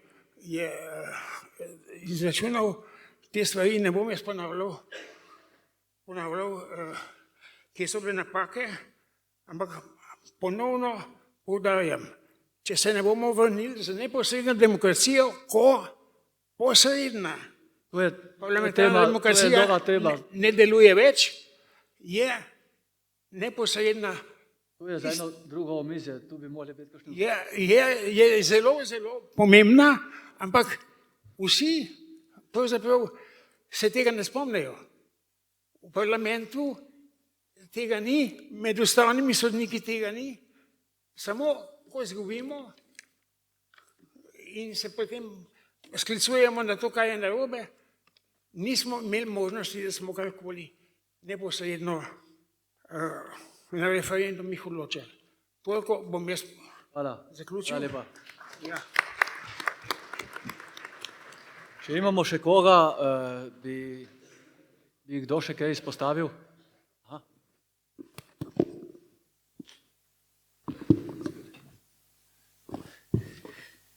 No ja, tema ni neposredna pa posredna demokracija, ampak tudi cerkev. V šempetrski cerkvi sta v prednjih vrstah dve stari ženski preko 90 let. Drugo pa, kar mislim povedati, je dobro kmetijstvo, vinogradništvo, te stvari so v krizi. Omenil bi pa tudi tokansko industrijo Apna. Pred 4 leti je praznovala 100. obletnico nastanka. Danes o tej firmi ni več glasu, kar zginila je. Uvažamo apno iz Italije. Kamen uvažamo iz Italije. In to mislim, da je tudi ena stvar, ki je vsaj za mene boleča, ker sem tam več kot 35 let delal. Da uvažamo iz Italije apno, uvažali smo pa v Avstrijo.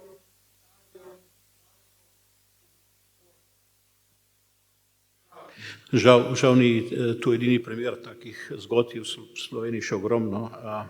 Tako da, to je tudi ena zgodba o tem samozadostnosti, če pride do nekih hujših stvari, vojn, hrana je nujna, ampak tudi gradbeni elementi so nujni. Drži?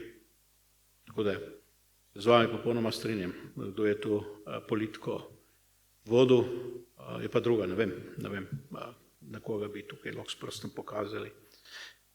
Mogoče na tiste birokrate, ki pravzaprav so sami s sabo nezadovoljni in hoče uničiti vse okoli sebe.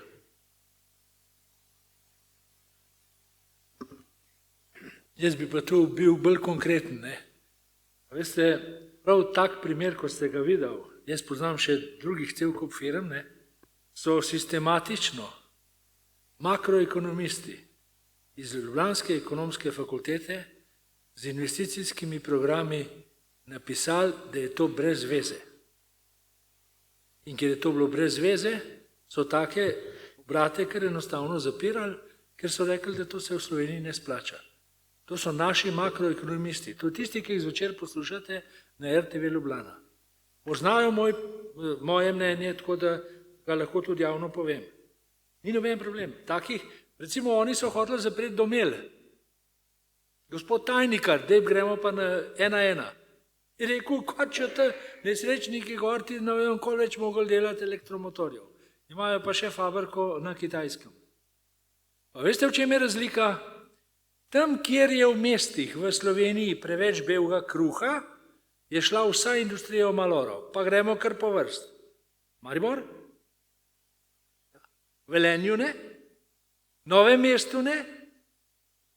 Nova Gorica zaradi parih zapitih Italijančkov, ker so hoteli imeti še slovenske dekleta. Bodimo pošteni.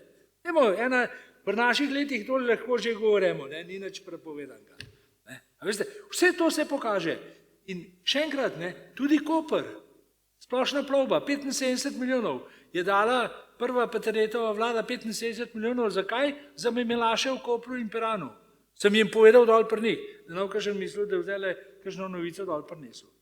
To je bil problem. Problem je bilo razprečevanje javnega denarja in odločanja. Bernardin, sklad Koržetov, je dal po 3% obrestno mero za razvoj Bernardina, Sip Šempeter bi moral plačevati 9% kredita. Zdaj, ker niso hoteli imeti industrije. To so tiste številke, ki sem jih na začetku povedal, veste. Ko prije do določene kritične mase tistih nedelavcev, neproizvajalcev, po kardelju, ne bom rekel, ne, potem se začne obračati zgodba. Kdo nam pa danes skroji zgodbo? Kdo? Sejo ne več resna podjetja, resni proizvajalci.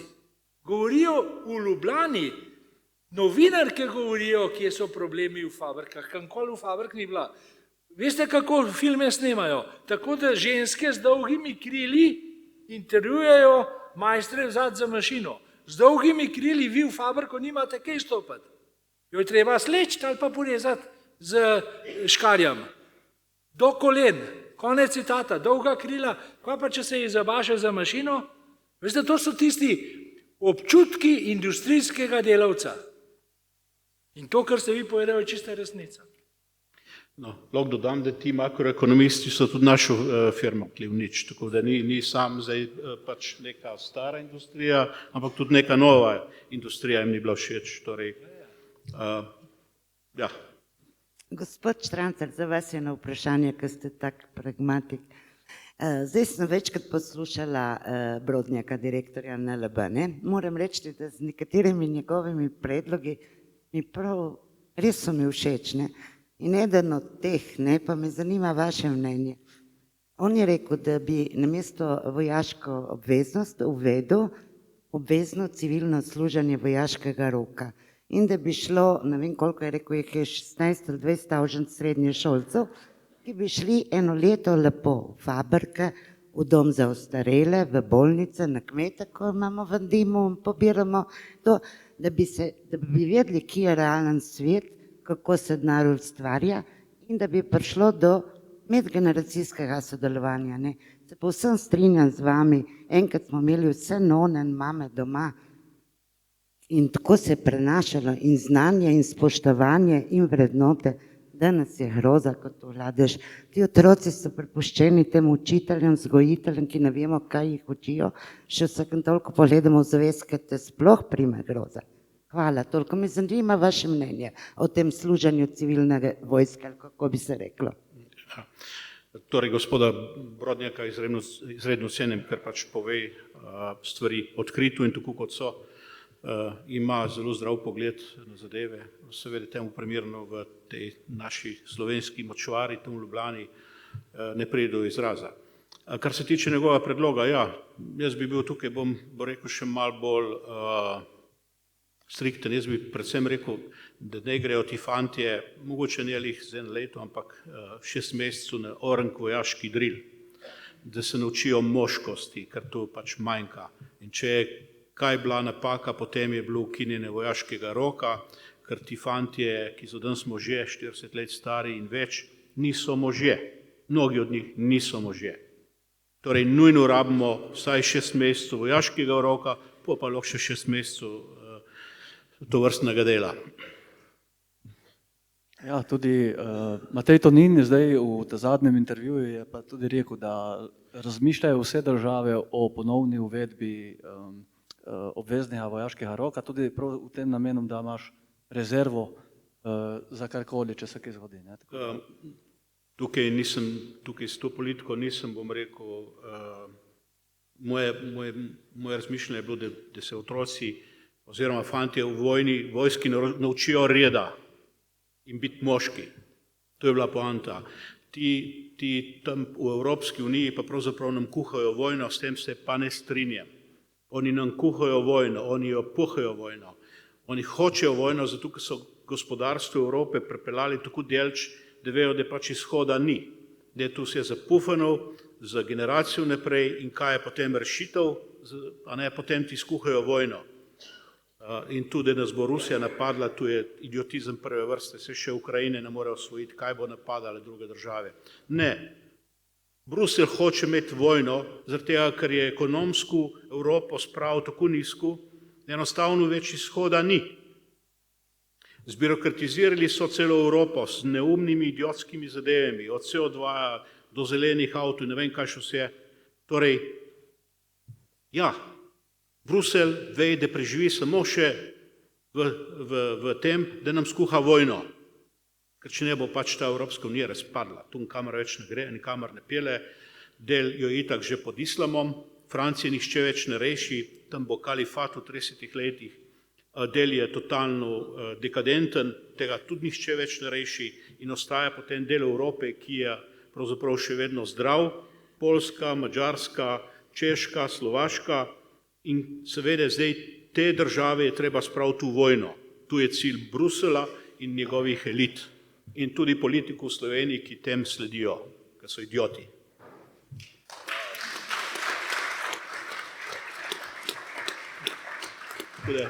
Podpiram Antona Hereja, nikakor pa ne podpiram Tonina in Vrtovca.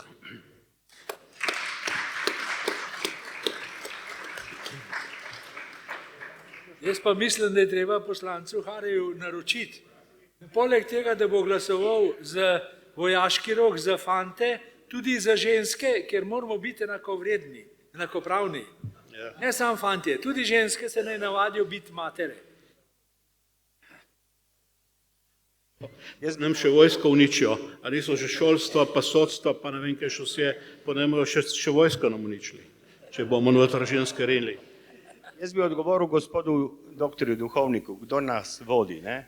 Trenutno nas vodi fant, ki je bil, da je bilo koncem 90-ih let na televiziji, nekje v enem soočenju, mislim, da je bil Peter Novak, njegov sogovornik z druge strani, če se mi zdi, je žal pokojni, in je rekel, na ministrstvo je prišel en mlad fant, ker je začel pisati zakone o elektriki, po kateri je vedel samo to, da trese. Druga stvar, bi vprašal pa gospoda Šrancarja, jaz mislim, da je začetnik razvoja Ajdušne gospod Polšak. Drži. Vem, kako to, da ga niste omenil, ker taka čast hodil Tadeju, no, pa dva osebno znana, ampak jaz mislim, da je temelje tega pametnega razvoja v Ajduški postavil gospod Polšak. Tu drži, ja, to popolnoma drži. Sem govoril v današnjem času, torej župan trenutni, ampak ja, temelj je postavil gospod Polšak in njegova uprava, ker pravzaprav ta uprava, ožji kabinet se bistveno ni spremenil od enega do drugega župana, je bil tudi nov župan dovolj pameten, da je ključni ljudi, ki so te gospodarske projekte vodili, da jih je obdržal. Dobro, bomo počasi zaključili. Smo bili precej kritični, da ne določen stvari. Tudi jaz se imam še eno vprašanje, tudi obrtna zbornica, sicer tudi tukaj imamo bivšega predstavnika, zdaj takrat je bila še obvezna, zdaj je neobvezna, Gospodarska zbornica Slovenije, Univerza v Novi Gorici, Tehnološki park, tudi ta inštitucija, tako oba sogovornika sta izrazila tu, da v bistvu so res vzpostavlja nek občutek prvo in drugo razrednosti, eni so nekako bolj povezani kot drugi in nekako eni težje pridejo do evropskih sredstev ali pa se nahajajo, pri drugih pa nekako bolj steče in tu ta preveč močna navezanost tudi ni dobra. Ne? Tako da se zgublja ta občutek, sem izval. Selitev slovenskih podjetij v tujino. Očitno prekinitev gospodarskih podjetij. Gledate, koliko so obrtniki podjetij prekinjeni, so to vlado. To se želi zgodilo. Ne samo država, tudi občine. Poglejte občine Šempeter, ko je obdavča nepremičnine, še podati. In kar precej podjetnikov imajo ta odpirajo podjetje, ker sedijo, jasno sedijo samo fiktivno na Ja, se pravi, tudi, če tu pa lahko jaz pokomentiram, veste, mi, ki pridemo na mestni svet, ne, vsaka stvar, ki je za socialo, može dvigniti roko. Če nisi črna ovca. Mi vse odobravamo. Pride nov predlog za nov javni zavod za sodobni ples, dvigne roko. Pride predlog za nov javni zavod, da se podaljša Evropsko prestolnico kulture do 2031 z 10 zaposlenimi, nobeden sem ne upa jeti proti. Komaj. Vse, kar je na predlogi, vse da za. Pol pogledaš pa bilanco, je tudi gospod Filipič lepo predstavil, ne? Mi smo zapufani, mi živimo preko svojih zmožnosti. Tako doben ne dela doma. Da ti letni proračun, da bi bil kakšen zadolžen za pol svojega letnega prihodka, to ni noben doma. 100%. Ali javno vse prenese. Javno vse prenese. In tu prelagamo na generacije. In tu ni prav. Gospod Šrancar, mislim, da se ni prijekiral. Če mislite se vi? Torej, mi imamo itak večino, bom rekel, holdingu so zunaj, tu že mnoga leta. Tako da, dolžnost podjetnika je, da vodi podjetje, ne državni proračun. In vsak podjetnik bo najprej gledal, da dobiček, ki ga ustvarja, lahko investira naprej. In zakaj bi meni en birokrat pobral polovico dobička, ki ga podjetje naredi in on s tem upravlja, vidimo, kako upravlja, ne?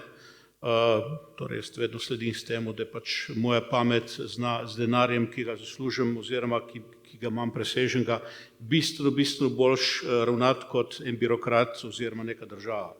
Tako da ja, jaz mislim, da je dolžnost podjetnika, ne samo pravica, dolžnost podjetnika, da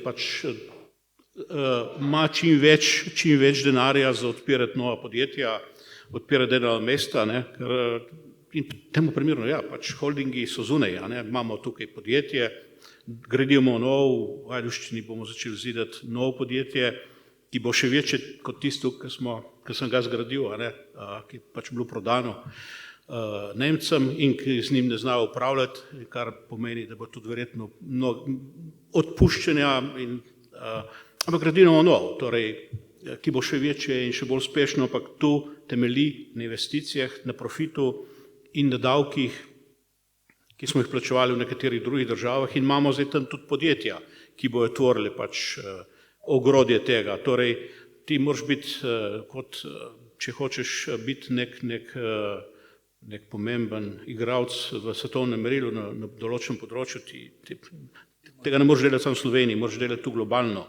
Tako kot prodajaš globalno, tako moraš imeti tudi partnerje in podjetja globalno.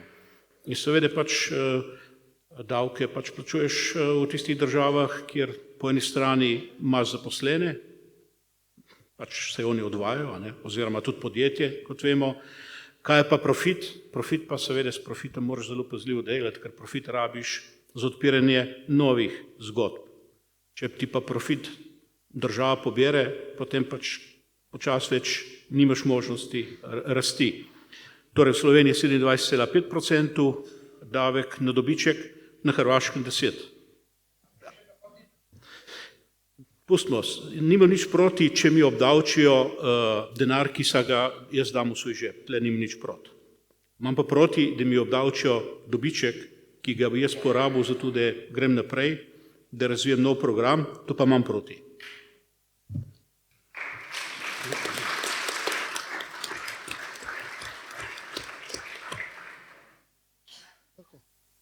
Za gospoda Strancarja, Robert Schuman je ob ustanovitvi in pobudniki Evropske unije je rekel že tiskrat, je rekel, ali bo Evropa krščanska, ali jo ne bo več. In zdaj je rad to na to. Ja, imel je popolnoma prav, žal se je ta naša... Na tej poti, da gremo tako. Ne? Ja, imel je popolnoma prav in pravzaprav ta osnovna stranka, krščansko-ljudska stranka, ki je bila pravzaprav temelj tega, je danes postala ena od dekadentnih strank in se povezuje z najbolj ekstremno levico. In to je tisto, kar Evropo uničuje. In tukaj se pravzaprav sprašujem tudi o slovenskih strankah, ki so v tej stranki, kaj tam počenjajo.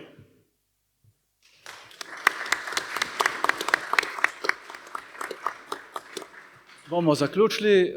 Hvala, ker ste prišli. Bom še enkrat se zahvalim vsem mojim sogovornikom. Bom dal še predsedniku občinskega odbora še zadnjo besedo, tacet bom pa jaz razdelil darila.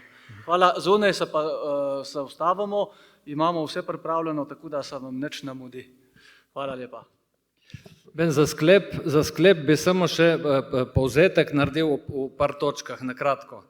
Se pravi, povzetek današnjega večera. Spremeniti je odnos do države in do naroda, prebuditi odgovornost, drugo, ukrotiti neofeminizem in to LGBT norijo in vzpostaviti veselje do življenja.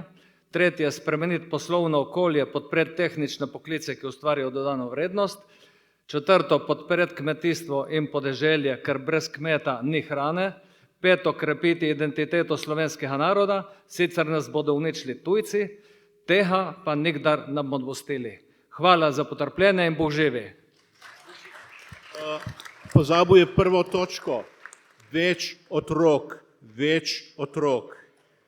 4, 5, 6, 7. Mladi, delajte otroke.